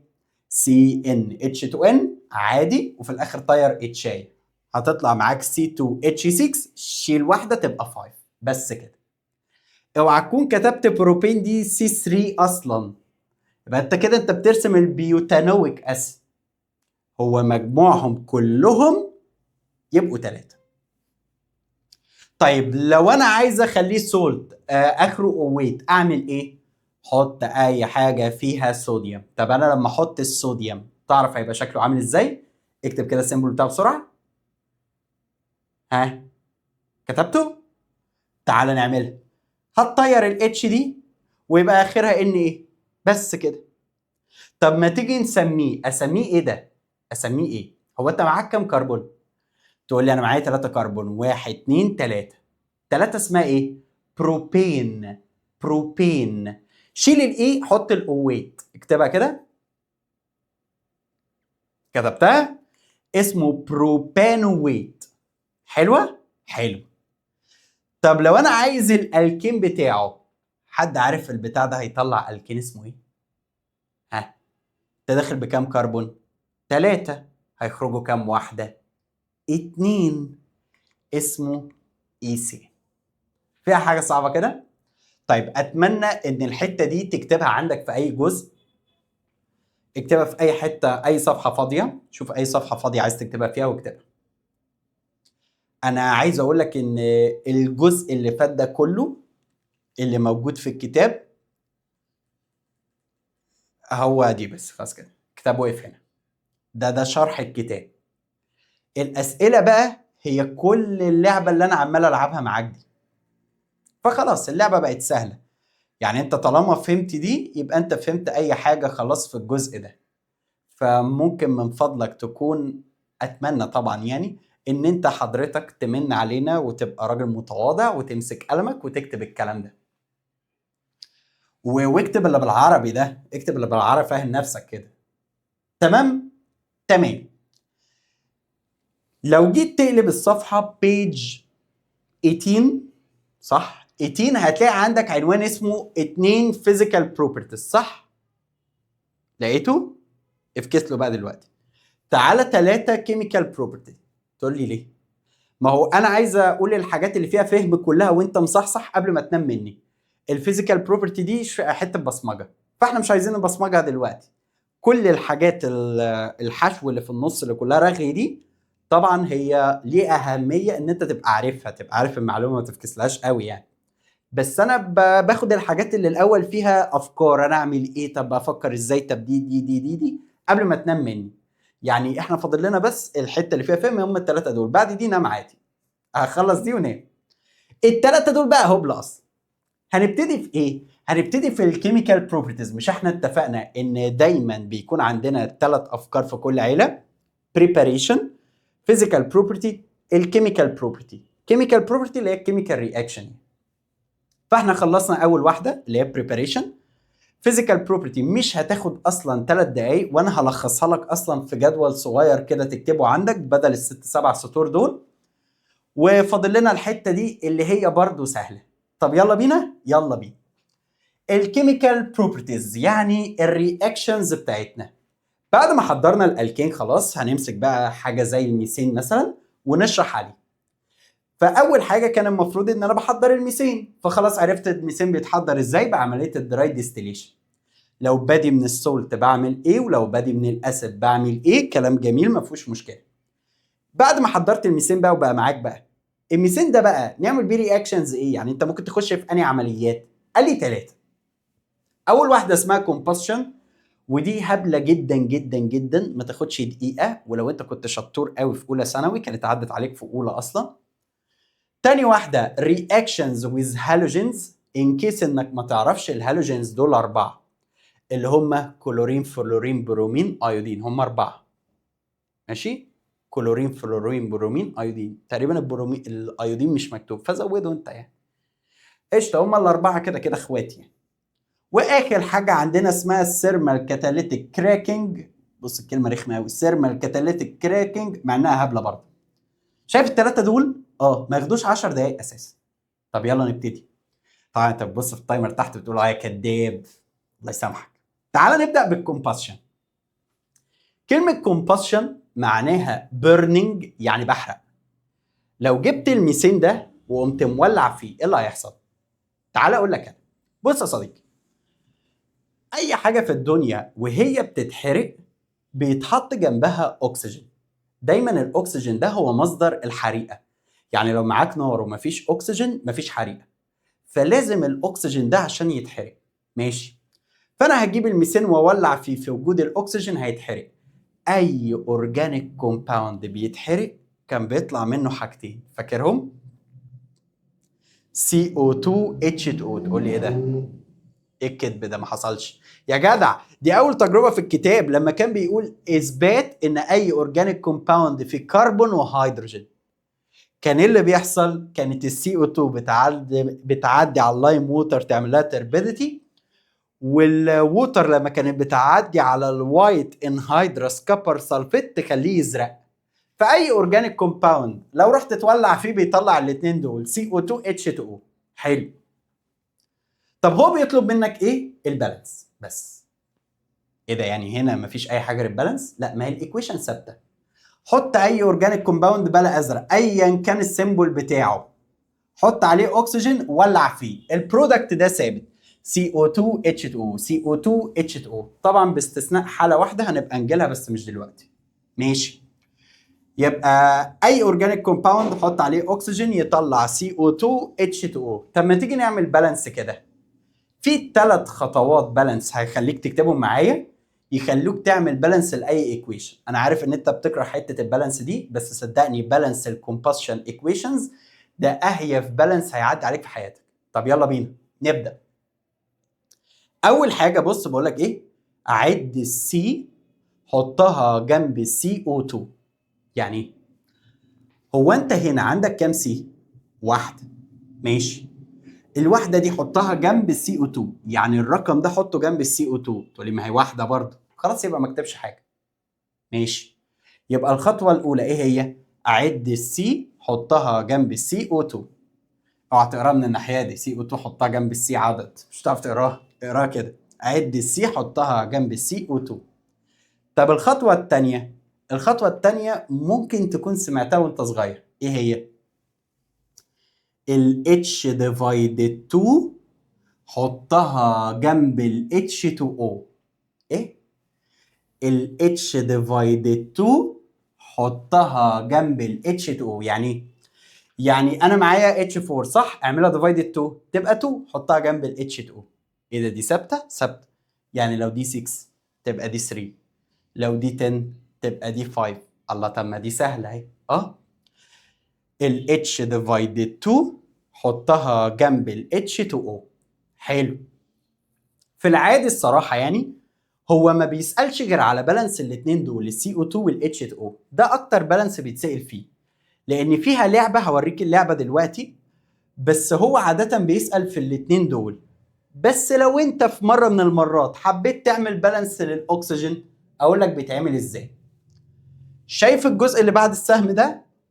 اجمع اوهاته كلهم سوا بكام؟ دول استنى، دول 2، دول 2 او، ودول 2 او، يعني مجموعهم 4 او، دول 4 اوهات. ال4 دي يعمل لها ديفايدد 2 تبقى 2، يبقى هنا 2. يبقى ازاي بظبط بالانس الاكسجين؟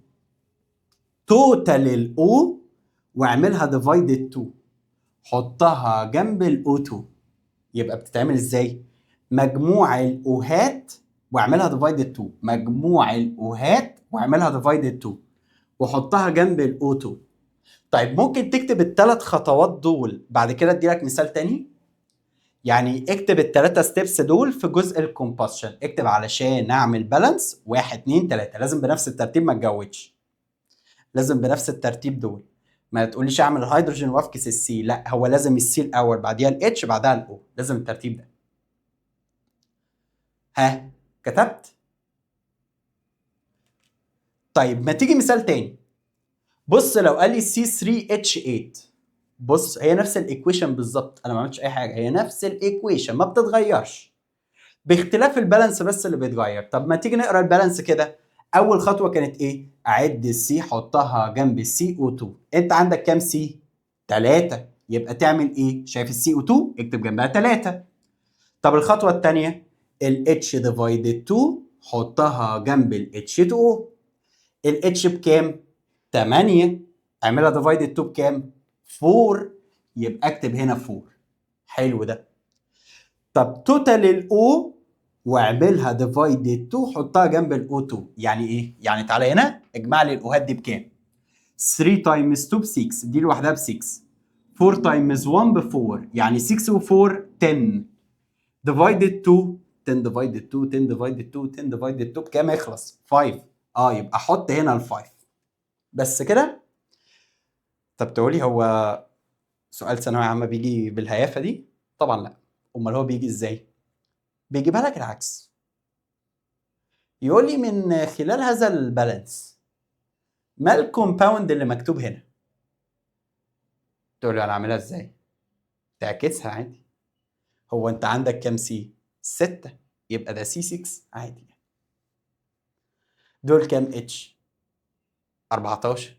بس خلاص سي 6 اتش 14، بس عايز ايه؟ خلص. طب هو دي بتيجي كده؟ هي في الحقيقة ما بتجيش قوي يعني، بس اديك فهمت بتيجي ازاي. يعني المنهج فيه حتة اقيم واهم ان هو يسأل فيها. طيب تعالى بقى لتاني واحدة واللي تعتبر اهم، وهي بتاعت الهالوجينز. كده خلاص بتاعت الكومباشن خلصت. احنا ليه بنحرق الكومباوند ده اصلا؟ هتعرف ما دي الحته النظري اللي انا فاكس لها في النص يعني، فهنرجع لها وهتعرف احنا ليه بنحرق. ماشي. نيجي للرياكشن رقم 2، ودي اللي ممكن تكون طويله شويه مع انها هبله جدا هبله بس طويله. بنسميها reactions of halogens او بيسموها لفظ ايه؟ هالوجينيشن.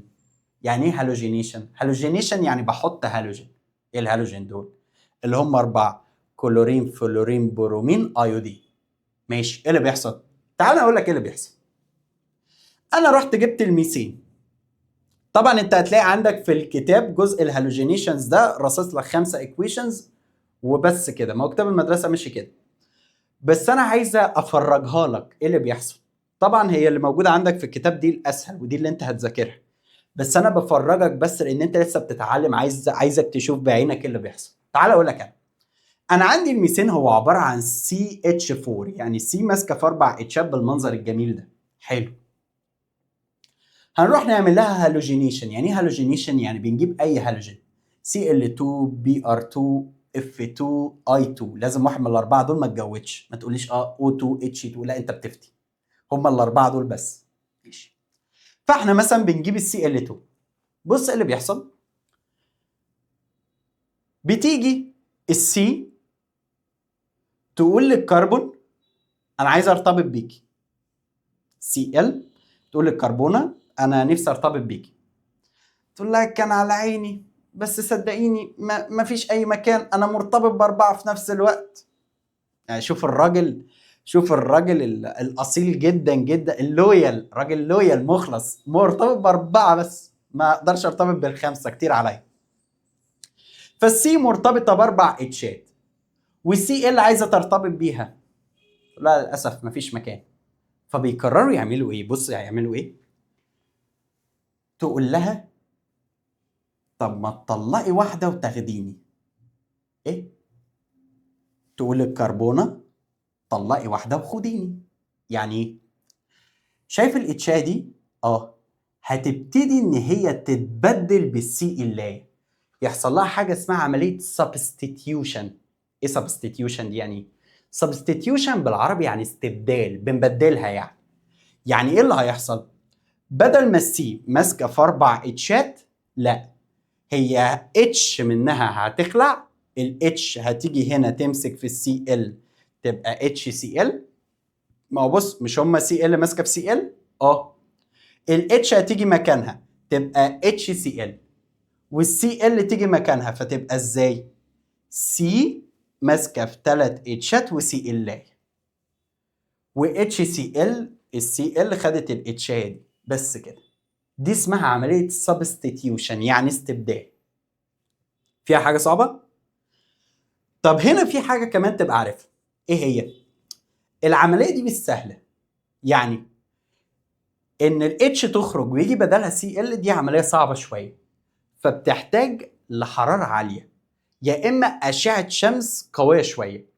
بتحتاج حاجه من الاثنين، يا الترا فايلوت، وبالمناسبه دي الرياكشن الوحيده اللي في المنهج المميزه عشان فيها الترا فايلوت، وتاول مره تشوف ان احنا بنستخدم الترا فايلوت اصلا، او درجه حراره 400.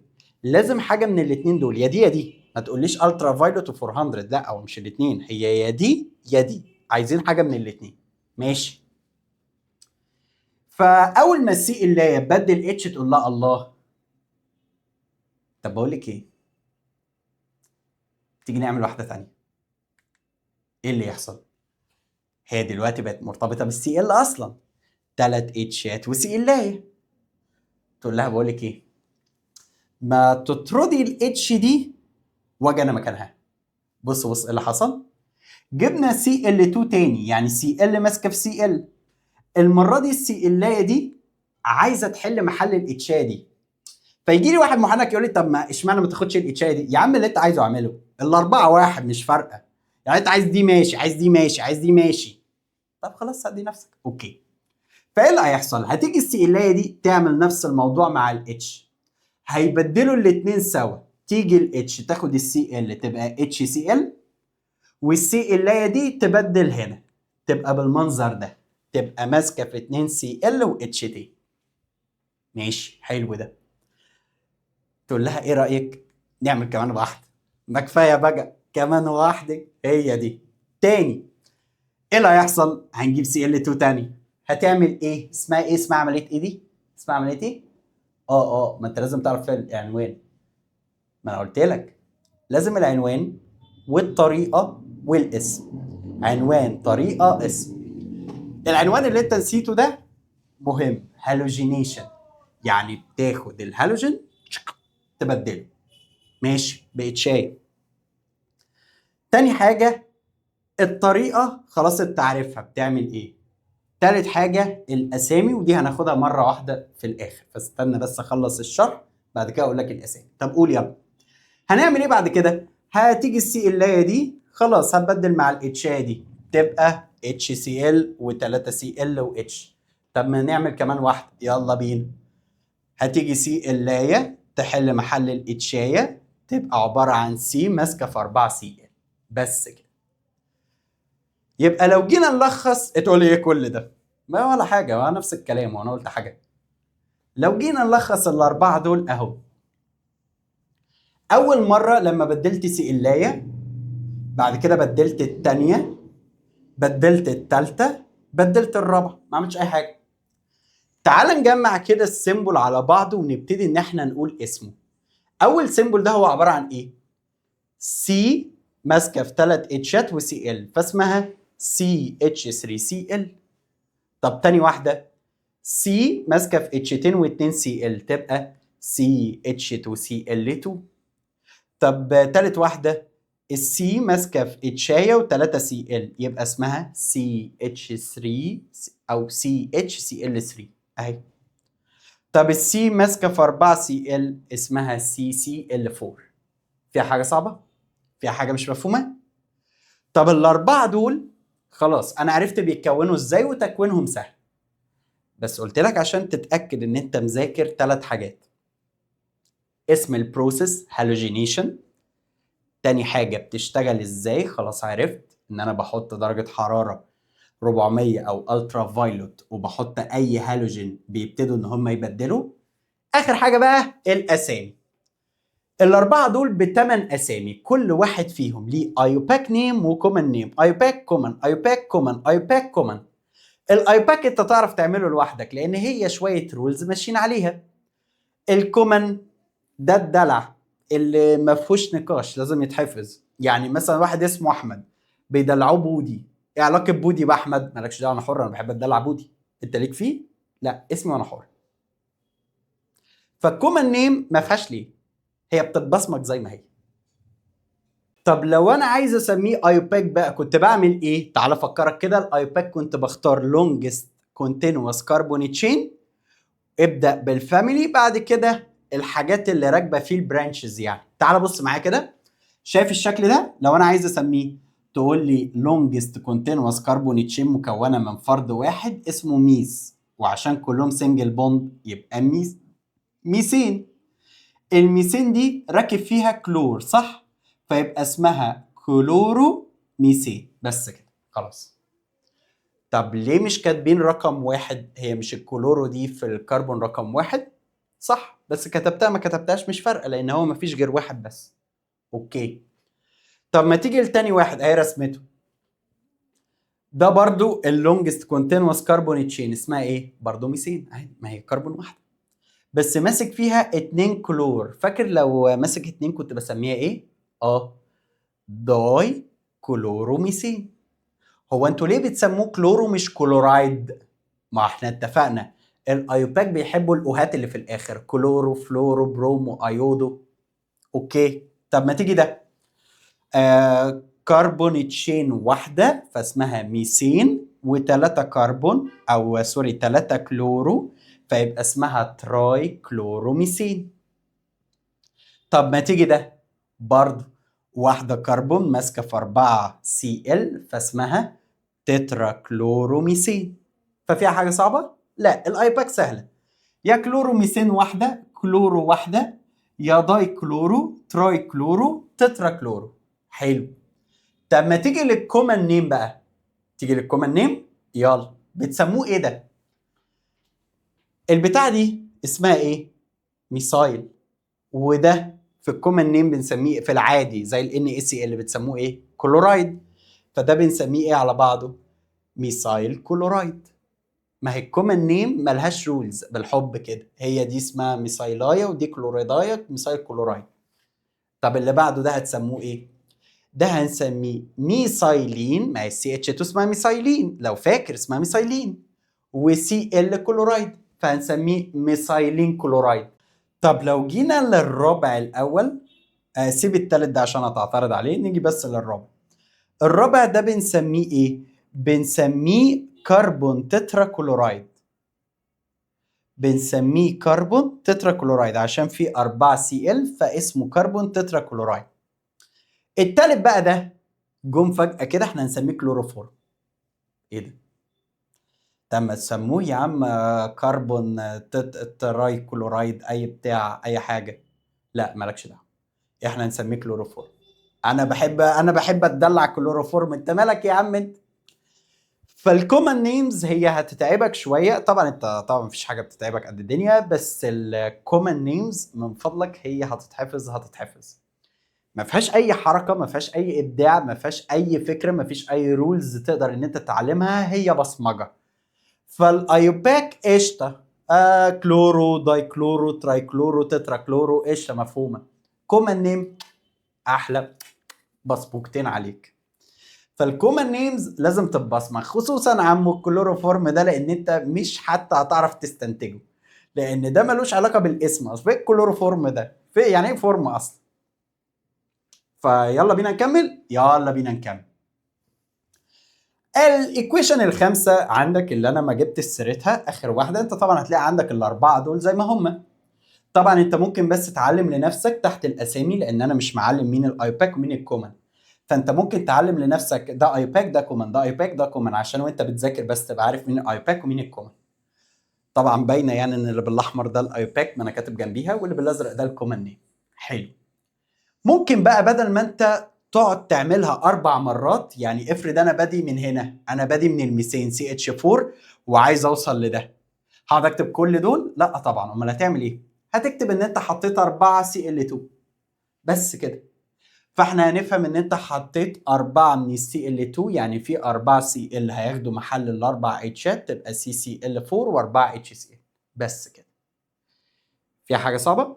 طب لو عايز 3 خلاص حط 3 سي ال 2. طب لو عايز 2 سي ال 2. يعني سهله، يعني شوف عايز تبدل كام واحده وزودها هنا. طبعا لازم في وجود الالترا فايلوت او درجه حراره 400. طيب لو جينا لاخر حاجه في الفهم، دي اخر حته فهمك، خلاص الباقي كله بصمجه. ثيرمال كاتاليتيك كراكنج. ايه بقى ده؟ عباره عن ايه؟ بص يا صديقي، الكربون تشينز الطويله اللي هي مثلا زي سي 16، كربون تشين الطويله قوي دي ملهاش اي استخدام، ملهاش اي لازمه. فبيعملوا لها حاجه اسمها ثيرمال كاتاليتيك كراكنج. يعني ايه؟ يعني بيعرضوها لحراره عاليه وبريشر عالي عشان يكسروها لسلاسل صغيره. السلاسل الصغيرة هي اللي ليها استخدام، اللي هم مثلا 2 كربون 3 كربون 4 كربون 5 2 1 كده، دول اللي ليهم استخدام. لكن الحاجات الكبيرة 16 18 30 60، الأرقام الكبيرة دي هي ملهاش أي استخدام أصلا. فبيعدوها على حاجة اسمها الثيرمال كاتاليتيك كراكنج، يعني بيكسروها لقطع صغيرة عشان القطع الصغيرة دي يبقى ليها استخدام. طب هي بتتكسر ازاي؟ هشرح لك المثال اللي في الكتاب بس في الاخر، عايزك بس تتعلمها في الاول. يعني انا هقول مثال الكتاب بس اوصل له في الاخر، عايز بس تتعلم الفكره في الاول. قول. الثيرمال كاتاليتيك كراكنج ده هو بيتكسر على مزاجك. يعني ايه؟ يعني شوف انت عايز تكسر كم وكم براحتك. يعني انا مثلا شايف السي 16 دي، انا عايز اكسرها 7 و9، انا حر. جه واحد تاني يكسرها، كسرها 4 و12، هو حر. جه واحد تالت يكسرها، كسرها 14 و2، هو حر. جه واحد رابع قال بصوا انا هكسرها على 3 6 و6 و4، هو حر. يعني الثيرمال كاتاليتيك كراكنج وانت بتكسر، انت بتكسر بمزاجك، شوف انت عايز تعمل ايه. المهم ان مجموعهم 16.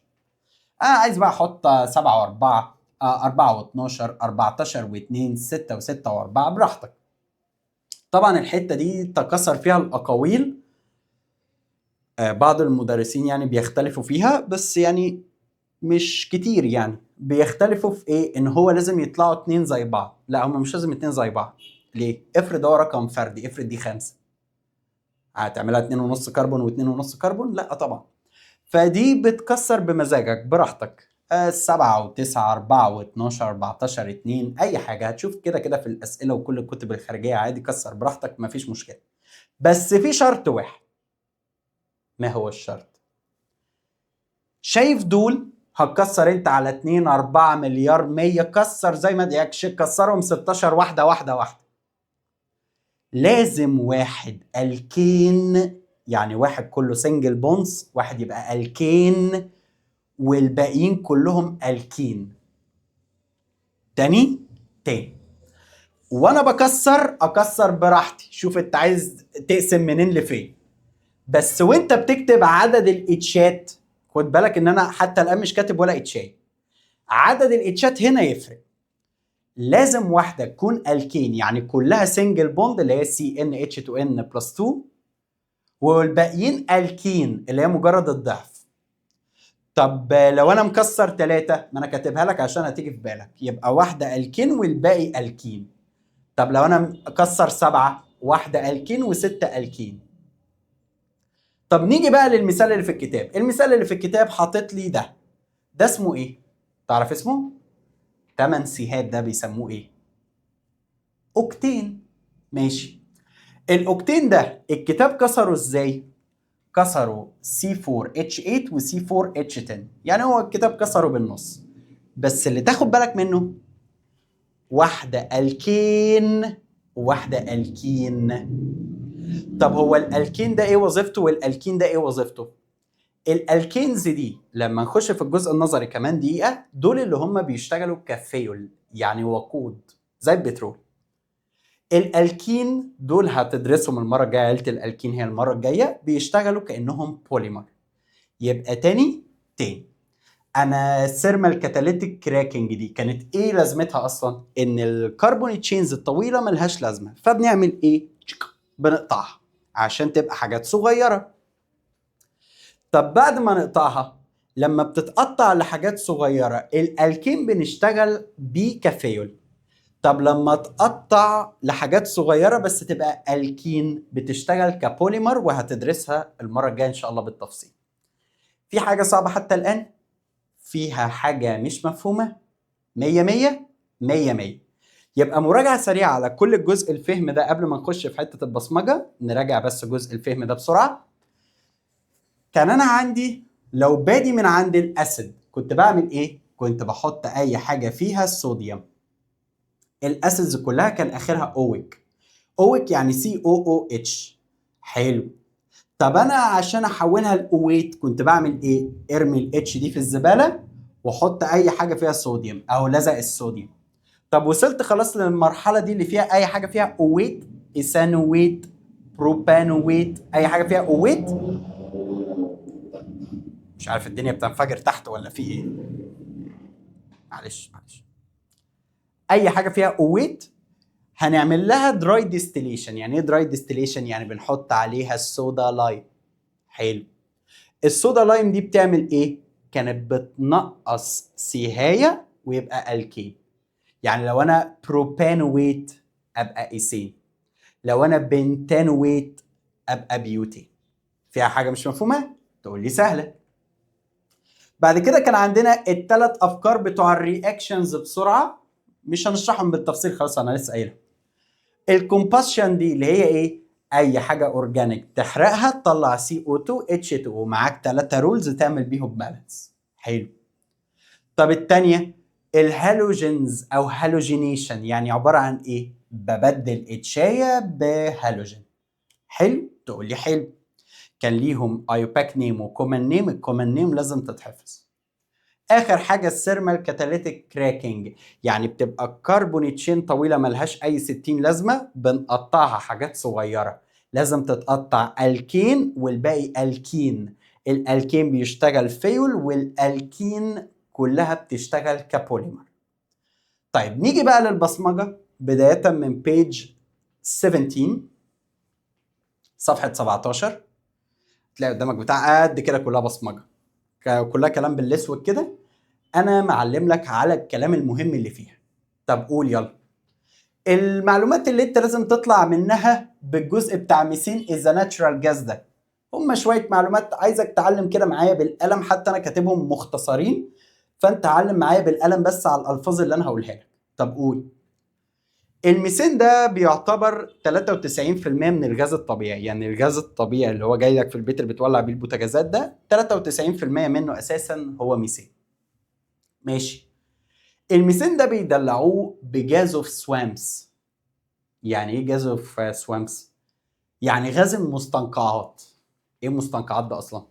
عارف انت كده دايما في الافلام الاجنبي كده تلاقيهم ماشيين في غابه، ومره واحده وهم مبسوطين وبتاع تلاقي واحد رجله غرزت في بركه يقول لك انا مش عارف اطلع، حد يشدني، مش عارف ايه. دي اللي اسمها مستنقعات. المستنقعات دي من كتر ما الحاجات ماتت جوه تحت اتحللت، لما بتتحلل بتبقى ميثين. فالميثين ده هو عبارة عن الجازز اللي بتطلع من المستنقعات نتيجة الكائنات اللي ماتت تحت، بني ادمين بقى بتاع مش عارف ايه، اي حد غطس تحت مات، فبيتحلل بيطلع الميثين، فعشان كده بيسموه جاز اوف سوامبس، يعني جاز المستنقعات، الكائنات اللي ماتت. الالكينز ليها دور مهم جدا كانها فيول.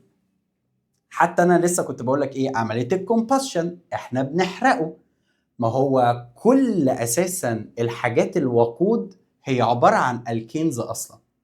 يعني بقى زيوت العربيات مش عارف ايه بنزين كيروسين، كل ده هي عباره عن الكينز. طب معلومه كمان عايزك تبقى عارفها، ان الالكينز دي بيحصل لها سيباريشن عن طريق الزيوت بحاجه اسمها فراكشنال ديستيليشن. فهمتش حاجه؟ فهمتش ولا كلمه؟ افهمك بالراحه. عارف مثلا زيت البترول ده؟ زيت البترول ده هو جواه ميثين. طب هما ازاي بيفصلوا الميثين عن البترول؟ ما هو البترول ده فيه ميثين، ازاي بقى افصل الميثين عن البترول؟ بيعملوا حاجه اسمها فراكشنال ديستيليشن. مش دي البتاع اللي احنا كنا واخدينها، لا اللي واخدينها اسمها دراي ديستيليشن. طب ايه الفراكشنال ديستيليشن؟ فراكشنال ديستيليشن معناها ان انا معايا اتنين ليكويدز، تو ليكويدز، كل واحد بيتبخر عند درجه حراره مختلفه. ابسطها لك. انا معايا دلوقتي مثلا كوبايه ميه وكوبايه عصير. حلو. انا جبت كوبايه واحده فضيت فيها الميه والعصير خلطتهم سوا، قلت لك تعرف تفصل الميه عن العصير تاني؟ تقول لي لا. اقول لك انا بنعمل ايه. بنعمل بقى الفراكشنال ديستيليشن، يعني واحد بيتبخر عند درجه حراره غير التانيه. يعني مثلا العصير بيتبخر عند درجه حراره 200 والميه عند 100، فالكوبايه اللي فيها ميه وعصير دي لما تحطها على النار عند 100 الميه هتتبخر ويتبقى لك العصير بس. اهو ده اللي اسمه فراكشنال ديستيليشن، يعني انا بفصل الليكويدز عن بعضها. طبعا عشان في كلمه ديستيليشن تانية جايه، فانا هجمع كل الديستيليشنز كلها سوا واشرحها لك مره واحده، فما تقلقش كل حاجه منظمه صدقني. اوكي. طب المعلومه اللي بعديها واللي هنشرحها بالتفصيل السلايد اللي جايه، البروبين والبيوتين بيحصل لهم كومبريس، بيضغطوا في السلندرز. ايه السلندر دي؟ انابيب يعني البيوتين والبروبين هما الانبوبه. عارف زمان الانابيب بدل الغاز الطبيعي، بدل المواسير دي كان في انبوبه زمان. هي الانبوبه اللي جت في دماغك، هي بقى الانبوبه دي عباره عن بروبين وبيوتين، ودي ليها سلايد لوحدها، ليها شرح لوحده يعني. وبيقول لي ان اللونج تشين من الالكينز، السلاسل الطويله، بتبقى عباره عن كيروسين، وبرضه ليها شرح تفصيلي جاي قدام. لو جيت بقى لحته الفيزيكال بروبرتي اللي هي تقريبا بيج 18 في الفيزيكال بروبرتي، هتلاقي عندك كده 6 7 8 سطور. المهم اللي فيهم اهو، ده المهم اللي في الست 7 سطور، ملخصهم لك في شكل جدول هتكتبه عندك في الحته الفاضيه اللي قدام. الجدول ده اللي انت هتذاكره، حتى لو رحت تقرا السبع 8 سطور مش هتلاقي حاجه مهمه غير دول. طب ايه بقى دول؟ بيقول لي الفيزيكال ستيت بتاع كل كربون تشين ايه هي. يعني لو انت معاك كربون واحده او اتنين او تلاته او اربعه، يعني انت سلسلتك صغيره ما بين الواحد للاربعه، بيكون انت في حالة جاز دايما، لان انت كربون تشين صغيرة فسهل ان انت بتتبخر، فعلى طول حالتك جاز. والجازز دي هي بتستخدم كلها كفيول. اي حاجة بتستخدم كوقود بيكون عدد الكربونز بتاعتها من 1 ل4، عشان سهل ان هي تتحرق وتتحول لفيول. ماشي. طب لو سلسلة الكربون دي اطول شوية، من 5 ل17، من 5 ل17 دول بيكونوا في حالة ليكويدز. دول بقى اللي هم الكيروسين والجازولين. عارف انت لما تروح بنزينة، مش بتلاقي كده الراجل خد مسدس البنزين ده دبه في عربيتك؟ ما هو البنزين ده ليكويد. ما هو ده بقى، ما هو مش البنزين التاني بتاع الحصة اللي فاتت اللي هو الاروماتيك، لا لا لا، مش ده، مش ده، ده اسمه كده بس. لكن البنزين اللي هو بيتدب في المسدس في العربية يا بيبقى كيروسين يا جازولين، ده اللي بيكون ليكويد ما بين كربون من 5 ل15. يعني انت ممكن تروح للراجل تقول له ايه، حط لي ب 200 جنيه كربون 17، هيقول لك انت عبيط يلا ولا ايه يعني؟ ولو قلت له كيروسين او جازولين هيقول لك انت عبيط برضه ولا انت عايز ايه؟ قول له حط بنزين عادي جدا. ماشي. طب لو اكتر بقى من 17، يعني سلسله طويله قوي، ده بيكون سوليد، واتعمل منه حاجه اسمها بارافين واكس اللي هو شمع يعني. ماشي. يبقى انا عندي الفيزيكال بروبرتيز بتاعت الالكينز ايه هي؟ 3. ان من C1 ل C4 دي الجازز وبتستخدم كفيول. من C5 ل C17 دي الليكويدز اللي هي زي الكيروسين او الجازولين. ولو اكتر من 17، يعني لو 17 نفسها ليكويد، دي بتبدأ من 18، يعني ممكن تقول ان هي بتبدأ من 18. لو هي بتبدأ من 18 بتكون سوليد زي البارافين واكس. طيب ممكن اقول لك معلومة بديهية جدا، بديهية جدا جدا جدا. كل ما الكربون تشين بتطول، كل ما هي عمالة تزيد تزيد تزيد تزيد، ساعتها البويلينج بوينت بتاعتها بتكون اعلى. يعني ايه؟ يعني بتشتغل عند درجة حرارة اعلى. اظن ان هي واضحة، يعني لو انتوا سلسلة صغيرة سهل اولع فيكم، سلسلة اكبر شوية لا هتحتاجوا حرارة اكتر، سلسلة كبيرة جدا هتحتاجوا حرارة اكتر. فمعلومة واضح ان هي بديهية وسهلة. ماشي. فالجدول ده ممكن تكتبه عندك بدل ال7 8 سطور اللي مكتوبين في جزء الفيزيكال ستيت، ده ملخصه كله الجزء المهم اللي فيه. نيجي بقى لحتة البروبين والبيوتين اللي مكتوبة عندك في آخر الفيزيكال ستيت. يعني انت هتلاقي في الفيزيكال ستيت تحت كده في جملتين مهمين، اللي هي كانت دي بروبين وبيوتين are compressed in cylinders. قلت لك هتشرح قدام، ما هو ده القدام. يلا بقى ناخدها. ايه هي؟ طبعا انت عارف الأنبوبة. مالها الأنبوبة؟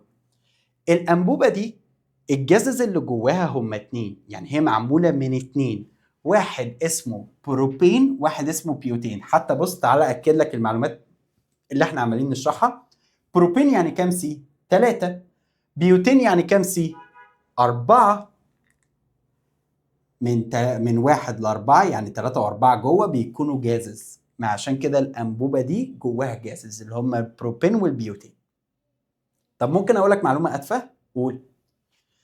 لو انا قلت لك واحد ب3 سي وواحد ب4 سي، مين البويلينج بوينت الاعلى؟ ابو 3 ولا 4؟ اكيد ابو 4. فراح قال لي ان البيوتين ده هو اللي عنده هاير بويلينج بوينت. ماشي، ما بديهيه. ليه؟ ما هو انت 4 سي، يعني انت الكربون تشين الاطول، فطبيعي هيكون البويلينج بوينت بتاعتك اعلى. انت كربون تشين اقل، فطبيعي البويلينج بوينت بتاعتك اقل. بديهيات. فقال لي عشان كده ساعات انابيب البوتاجاز دي بيختلف كمية الجازز اللي جواها في المناطق البرد او الحر. مش فاهم يعني ايه؟ افهمك. الانبوبة دي ما بتبقاش 50% 50%، يعني مش 50% بروبين 50% بيوتين. هي بتختلف على حسب الانبوبة دي هتروح لدولة حر ولا دولة برد. يعني الانابيب اللي بتجيلنا في مصر مش زي الانابيب اللي بتروح روسيا. طب اشمعنى؟ هو روسيا درجة الحرارة فيها اعلى ولا اقل؟ تقول لي اقل، عشان درجة الحرارة في روسيا قليلة، فبيقللوا نسبة البيوتين ده. تقول اشمعنى يعني؟ ما هو البيوتين ده عشان يشتعل محتاج حرارة عالية، وهم اصلا دولة برد، فالراجل ده لو انا حطيت منه كمية كبيرة في الانبوبة مش هيولع اصلا، يبقى نص الانبوبة مش شغالة. فبيكتروا ساعتها من البروبين، لان البروبين ده محتاج حرارة قليلة عشان يشتغل، فساعتها الانبوبة محتاجة كمية حرارة قليلة عشان تعرف تشتغل. ماشي. طب المناطق الحر بقى، المناطق الحر العكس. ما هو انتوا منطقة حر صح؟ فبيكتروا من البيوتين ويقللوا البروبين. طب ما ليه ما يسيبوها عادي البروبين عادي؟ لا، ما هم بيكتروا البيوتين ليه؟ ما هو الدنيا حر، يعني حرارة اوريدي عالية، وانت بتشتغل عند حرارة قليلة، فتلاقي ده مع نفسه كده اشتعل ولع فيك. فانت عايز ان يشتعل لما انا اقول له، فبياخدوا البيوتين اللي بيكون محتاج حرارة عالية شوية. يبقى نراجعها تاني. في المناطق البرد بيحطوا بروبين اكتر. ليه؟ البروبين ده بيحتاج كمية هيت قليلة عشان يشتغل، فسهل ان هم يشغلوه، والدنيا درجة حرارة 20 تحت الصفر نعرف نشغله. في المناطق الحر بقى بيحطوا بيوتين كتير. ليه؟ ما انا لو حطيت ده هيشتغل لوحده والدنيا حر هيولع فينا وانا مش عايزه. فدي نوت تكتبها عندك، ان في المناطق البرد، هي مكتوبه اوريدي بس علم عليها، في المناطق البرد بنشتغل بالبروبين، المناطق الحر بنشتغل بالبيوتين. فيها حاجه صعبه كده؟ 100 100. طب لو جينا لاخر حته في الفيزيكال بروبرتي، هتلاقي عندك اللي هم السطرين بتوع الحته دي، هتلاقيهم اخر اتنين. هتلاقي فوقيها كده في نوت مكتوب الكينز ار نون بولار، صح؟ تعال بص معايا الحته دي. بيقول لي معلومه ان الالكينز نون بولار فما بتدوبش في الميه. اوكي، كل الكلام ده احنا عارفينه. نيجي بقى للحته الجديده، ايه هي؟ بيقول لي ان انت لو معاك اكتيف ميتال، يعني حد بيحب يتفاعل مع اي حد زي الصوديوم، انا جبت حته صوديوم بيور بس لو سبتها في الهواء عشان الصوديوم ده اكتيف جدا هيروح يتفاعل مع اي حاجه وهي معديه. طبعا انت عارف منين ان الصوديوم اكتيف؟ لان انت مذاكر ليسون 2 في تشابتر 4. ما هو الاسبوع ده ليسون 3 في تشابتر 4. فكرك يعني، عشان بعد الرابعه امتحان شهر على اول 4 حصص اورجانيك وتشابتر 4. بفكرك بس هتكون في غيبوبه ولا حاجه. اوكي، يعني مع الحصه الخامسه في امتحان على اول 4 وتشابتر 4 اللي محدش معبره ده. اوكي. طيب الاكتيف ميتالز لايك الصوديوم، لو انا معايا حته صوديوم، الصوديوم ده بيكون اكتيف جدا، لو سبته في الهواء كده نص ساعه يشتغل لوحده. حلو. فعشان نحافظ عليه بنعمل ايه؟ بنحطه فوق سيرفيس حاجه من الكيروسين. يعني انت معاك كيروسين مثلا، حط تحتيه الصوديوم ده. او بيقول لك ان احنا بنحط كمان حاجه اسمها جريز. ايه جريز ده؟ جريز ده اللي هو الشحم، ترجمه بالعربي عشان انت ما تعرفوش.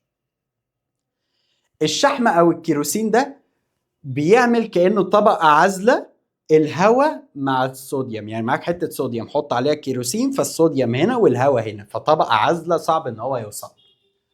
اوكي.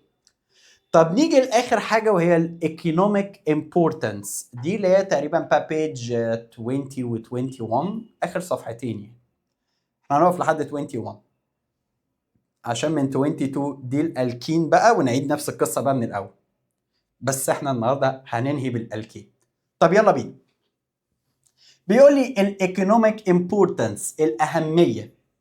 واحد، بلاك كربون ديستركتيف ديستيليشن. يخرب بيت كلمه ديستيليشن دي طلع 3 مرات، مره دراي ديستيليشن، فراكشنال ديستيليشن، ديستركتيف ديستيليشن. عشان الثلاثه هتنساهم، فبعد السلايد دي انا هعيد الثلاثه هم كان معناهم كل واحده ايه. ماشي. بيقول لي البلاك كربون عن طريق حاجه اسمها ديستركتيف ديستيليشن، يعني تسخين شديد جدا. يعني ايه؟ شايف ال CH4 ميثين مثلا؟ اه. هو انا لو جبت الميثين ده وسخنته عند درجه حراره كبيره جدا، تتوقع ايه اللي هيحصل؟ مش عارف. اقول لك انا اللي هيحصل ايه؟ البوندات دي كلها تتكسر. طب وبعدين؟ لا بس خلاص كده.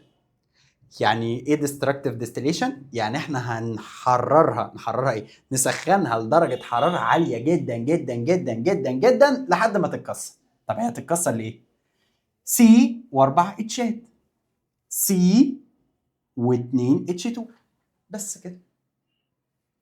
هو ده الديستراكتيف ديستليشن، ان انا بجيب الميثين واسخنه، بس لازم في ابسنس اوف اير، مفيش هواء، عند درجة حرارة 1000 ديجري سيليزيوس، هيتكسر لكربون لوحدها وهيدروجين لوحدها اهو. بشرحها لك بس عشان تبقى فاهم. طب وده وظيفته ايه يعني؟ الكربون ده السي دي اللي هي البلاك كربون، دي بيكون لونها اسود، بتستخدم بقى في اي حاجه لونها اسود. يعني يقول لك مثلا كار تايرز، اللي هي اطارات السيارات، عجل يعني بتاع السياره. ايه السياره دي؟ عجله العربيه. او لو عايز تدهن حاجه سودة، تدهن حد اسود عبد في ثانويه عامه مثلا، بتدهنه بالكربون، يعني انت مدهون كربون دلوقتي. او البوليش بقى، اي حاجه عايز تدهن بيها حاجه سودا، بناخد بقى البلاك كربون. طب البلاك كربون ده بنجيبه ازاي؟ عن طريق حاجه اسمها ديستراكتيف ديستليشن. يبقى هتحفظها كده، البلاك كربون بيجي من الديستراكتيف ديستليشن في ابسنس اوف اير درجه حراره 1000. البلاك كربون بيجي من الديستراكتيف ديستليشن في درجه حراره 1000. البلاك كربون بيجي من الديستراكتيف ديستليشن عند درجه حراره 1000. اوكي. طيب اراجع لك بقى الثلاثه ديستليشن دول قبل ما نخش في الثانيه، لان انت ممكن تكون نسيتهم. عندنا دراي ديستليشن، فراكشنال ديستليشن، ديستراكتيف ديستليشن. الدراي ديستليشن دي اول عمليه، اللي هي بتقلل لي كربونه عشان اطلع بالكين. ماشي. فراكشنال ديستليشن دي اللي هي كنت بفصل بيها الليكويدز، ازاي الميثين بيتفصل عن زيت البترول عن طريق ان كل واحد ليه بويلينج بوينت مختلفه، فواحد بيتبخر والتاني يفضل معاه. destructive distillation دي اللي بتحصل عند درجة حرارة 1000 في absence of air، يعني يكون مفيش هواء. طب الحاجة التانية obtaining of water gas. water gas دي ما ظهرتش معانا غير في السيشن 4 chapter 1 شهر 10. يا ايام ما كان فيك نفس وصحة وطفل صغنون كده وفرفوش ومقبل على الحياة. مش زيك دلوقتي. انت دلوقتي راجل مسن، ظهري وجعني، ركبتي وجعاني، نظري اتعميت، مش قادر. ستة كنت طفل في يوم من الايام، يعني من كام شهر كده. الووتر جاز ايام ما كنت طفل كانت عبارة عن حاجتين، السي او والاتش 2، دي على بعضها اسمها ووتر جاز. الووتر جاز دي كانت بتستخدم في حاجة اسمها الميدريكس فيرنس. لو ما تعرفش تشابتر 1، فكان في حاجه اسمها ميدريكس فيرنس. الميدريكس فيرنس دي اللي هي بنحضر بيها الاير. ان شاء الله تبقى سمعت المعلومات دي. انا عارف ان انت مش فاكرها، ده مستحيل تبقى فاكرها طبعا، مستحيل تفتكرها، ولو فاكرها انت راجل منافق. هو الطبيعي ان انت مش فاكر اي حاجه من الحاجات دي، ده عادي جدا، ده العادي اصلا. فالووتر جاز دي كانت بتتحضر ازاي؟ ميثين وعليه ميه في كاتاليست عند درجه حراره 725. طب الميثين مع الميه في كاتاليست عند درجه حراره 725 كان بيعمل لي حاجه اسمها الووتر جاز، عباره عن سي او وهيدروجين، بس كده بس. ماشي. طب والووتر جاز دي وظيفتها ايه او اهميتها ايه؟ بتشتغل في الميدريكس فيرنس، كانت بتشتغل ريديوسنج ايجنت في الميدريكس فيرنس. نيجي البيج 21 تقريبا، اخر صفحه بقى معايا، اللي هي مكتوب عليها uses of halogenated derivatives of alkanes. الجزء ده مرتبط بايه؟ الجزء ده مرتبط بالحته بتاعت الهالوجينيشن، اللي هي ايه؟ هنشيل اتشات ونركب سيلات. طب تعالى نبتدي كده. ممكن تلاقي الكلام مش واضح، فبص في الكتاب عندك عشان يكون الموضوع اوضح شويه، وهتكتب بالعربي عشان مش تفهم حاجه برضو من الانجليزي، فتكتب بالعربي، الشرح بالعربي. فيلا بينا نبتدي. اول كومباوند معانا هو الكلوروفورم، اللي مالكش دعوه سميناه كده ليه، اللي هو CHCl3. طب تعديل بس صغير معلش، عشان الاستراكشر الفورمولا عندكم مكتوبه غلط، هي مكتوبه عندك اتش فوق واتش تحت. ممكن تشطب اتش من الاثنين وتكتب CL زي ما انا عامل كده، يعني اللي بالازرق ده التعديل، فممكن معلش تعملها. اوكي. طب تعالى بقى لليوزز، وقلمك معاك عشان ممكن ما تعرفش تترجمها قوي. بيقولي for a long time، يعني من زمان، يعني الكلوروفورم ده it was used as تعرف تقراها؟ اسمها انيستيك او انستيتيك، يعني ناس بتقولها كده وناس بتقولها كده، الاتنين صح. طب يعني ايه انستيتيك او انستيتيك؟ معناها مخدر. ترجمها بالعربي كده، اكتب عليها مخدر. طب يا ترى المخدر ده هيتاخد امتى؟ طبعا مش المخدرات، انا قلت مخدر مش مخدرات. المخدر ده كان بيستخدم في السيرجيكال اوبريشن، يعني في العمليات الجراحيه بيدوا للمواطن او المواطن ايه للمريض بيدوا له مخدر. بس ده كان فيه مشكله، ايه هو؟ ان لو الجرعه زادت او قلت ممكن يا المريض يحس بالعمليه فيموت من الوجع، يا اما الجرعه زياده فيموت برضه. يعني هو في الحالتين هيموت، لو الجرعه غلط الراجل ده مات، سواء بزياده او بقليل هيموت في الحالتين. فانا عندي الكلوروفورم كان بيستخدم انستيك او انستيتيك، شوف انت عايز تقولها ازاي، يعني انا شايف ان هي انستيتيك احلى، في السيرجيكال اوبريشن. وبيقول لك ان احنا حاليا يعني بطلناه بسبب الدوز، الجرعه لو زادت او قلت بتعمل مشكله. فهنعمل ايه؟ هنكتبها بالعربي بقى على جنب كده، اكتب بالعربي. بيستخدم كمخدر بس بطلناه عشان لو الجرعه غلط المريض هيموت. بيستخدم كمخدر بس بطلناه عشان لو الجرعة غلط المريض بيموت. اوكي، ناخد جنباية على اللي بعده، هالوسان. ايه الهالوسان ده بقى؟ اقرا كده، سيف انستيك او انستيتيك. يعني ايه؟ ده المخدر الجديد بقى. يعني دلوقتي خلاص هم شالوا الكلوروفورم ده، بدلناه بالجديد الهالوسان. الهالوسان ده باينه من اسمه مخدر هلوسه. عارف المريض اللي بيبقى واخد بنج مش بيقولوا عليه بيهلوس؟ ما هي جايه من الهلوسان. طبعا دي عمليه غسيل مخ انا بفتيها دلوقتي عشان ما تنساهاش. الهلوسان ده هو عباره عن مخدر. المخدر ده دلوقتي اللي بنشتغل بيه بدل الكلوروفورم. كان عندك سؤال بايخ جدا في الكلاس شيت، هات الايزومرز بتوعه. طبعا هي عمرها ما جت اصلا، بس انا بقولها لك يعني برخم عليك. طيب ازاي احفظه عشان ما انساهوش؟ يعني ازاي احفظ الفورمولا بتاعته عشان ما انساهاش؟ طبعا لو جيت تسميه ايوباك هتيجي من ناحيه الفروع الاكتر اللي هي الناحيه دي، فدي هتبقى 1 ودي 2. فهيبقى اسمه ايه؟ واحد واحد واحد فلورو، دول 3 فلورو عند واحد واحد واحد كلهم عند الكربون 1، وعندي البرومو والكلورو عند كربون 2، والعيله اسمها ايثان. فهتسميه وانت بتكتب ترتيب ابجدي، فيبقى اسمه ايه؟ 2 برومو، 2 كلورو، واحد واحد واحد تراي فلورو ايثان. اهو 2 برومو، 2 كلورو، واحد واحد واحد تراي فلورو ايثان. طب ازاي احفظ شكله عشان ما انساهوش؟ ممكن تكتبها كده، ناحيه افات ناحيه مشك، ناحيه افات وناحيه مشك. فاكتبها كده، اكتبها عليها كده، اكتبها ناحيه افات وناحيه مشك. يعني ناحيه فيها كل الافات وناحيه التانيه مشكله، كل حرف بقى مع نفسه. فناحيه افات ناحيه مشكل. طيب نيجي للي بعده، واحد واحد واحد تراي كلورو ايثان. بص كده معايا، انا عندي اهو ايثان يعني 2 كربون اهو، واحده ماسك فيها 3 اتشات وواحده 3 سي ال، فدي برضو سهله. 3 اتشات 3 سي ال سهله. طب ودي بتشتغل في ايه او بتستخدم في ايه؟ دي بتستخدم في عمليات الدراي كلين. اكيد تسمع عن الدراي كلين، اللي هو مثلا تديله بدله، تديله غساله يظبطها لك، بيستخدموا فيها ده اللي هو اسمه واحد واحد واحد تراي كلورو ايثان. يعني شويه يوزز كده على الماشي كده، شويه حاجات بصمجه، ما انا قلت لك عشان كده ما كنتش عايز اضيع وقت في الاول فيها. طب نيجي بقى للواد الفريون ده بقى، وده يعتبر ايه؟ الطفره. السي اف 4 او السي اف 2 سي ال 2. بالمناسبه الاثنين دول اسمهم فريون. طب ماله بقى الواد الفريون ده بقى؟ يعني الاثنين على بعض دول، الاثنين سوا احنا بنسميهم فريون، بس ده بنسميه تترا فلوروميثين وده بنسميه داي كلورو داي فلورو. يعني الاتنين على بعض اسمهم فريون من عيلة الفريون، يعني او حتى بيقول لك هالوجينيتد الكين ديريفاتيفز، الاتنين من عيلة الفريون.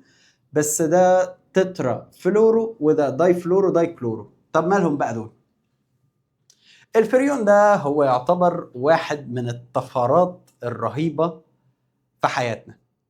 الفريون ده هو اللي موجود في التلاجة، الفريون ده هو اللي موجود في التكييفات عامة. أي تكييف بيتملي فريون، تيجي في الصيف كده تقول له املهولي فريون. فلو جيت تقراها معايا كده بيقول لي إن الفريون ده بيستخدم في الفريج، في التلاجات عامة أو الفريزر، وكمان الاير كونديشنز، يعني بيشتغل في التكييفات برضو موجود. وبيقول لك بقى ان هو ساعات بقى بيكون موجود في بيرفي، مش عارف انطق، يوه في يوه في البرفانات بيرفيومز، وكمان الليكويدز، وبيستخدم في تنظيف الالكترونيك سيتس. يعني عارف كده انت اللابتوب بتاعك كده يبقى خربان دود نتن مليان عنكبيت، عنكبيت كتير جدا جدا، عناكب كتير بالايه عنكبيت دي، عناكب كتير جدا جدا جدا، فتروح للراجل بتاع الكمبيوترات تقول له نظفه لي، فينظفه لك. بينظفه بايه؟ بالفريون برضه. ماشي. بس تعالى بقى للجانب المضحك من هذه الموضوع. الفريون اللي موجود في التكييفات والثلاجات ده رغم اهميته بس لقوا فيه كارثه. ايه الكارثه؟ ان هو بيخرم طبقه الاوزون. تسمع انت من زمان عن خرم الاوزون. خرم الاوزون ده حصل بسبب ايه؟ بسبب الفريون. الفريون ده عشان الكره الارضيه كلها عندها تكييفات وثلاجات ومش عارف ايه، كميه الفريون الرهيبه دي بتطلع للاوزون لاير فبتخرمها. حتى من المشكله دي، من كتر ما هي كبيره، قرروا ان احنا هنمنع الفريون ده خالص. فعملوا اتفاقيه ان شاء الله بحلول سنة 2020 هيكون اتمنع الفريون. فانت طبعا سمعت الرقم ده قلت ايه ده، الحصة دي قديمة متسجلة 2019 دي ولا ايه؟ لا حضرتك، هو الكتاب اللي كاتبها اهي. There is international agreement to prevent their uses starting from 2020. يعني من 2020 اللي جاي ان شاء الله هنمنع خالص خالص خالص استخدام الفريون. Because فريون causes decay of the ozone layer، عشان بيؤدي لتآكل طبقة الأوزون. Protect the earth against the harmful ultraviolet، اللي هي بقى دلوقتي مؤتمرات المناخ بسبب ان درجة حرارة الأرض بتزيد بسبب ان الأوزون اتخرم، فالالترا فايلوت بقى جاي. ما كل ده منفذ على بعض.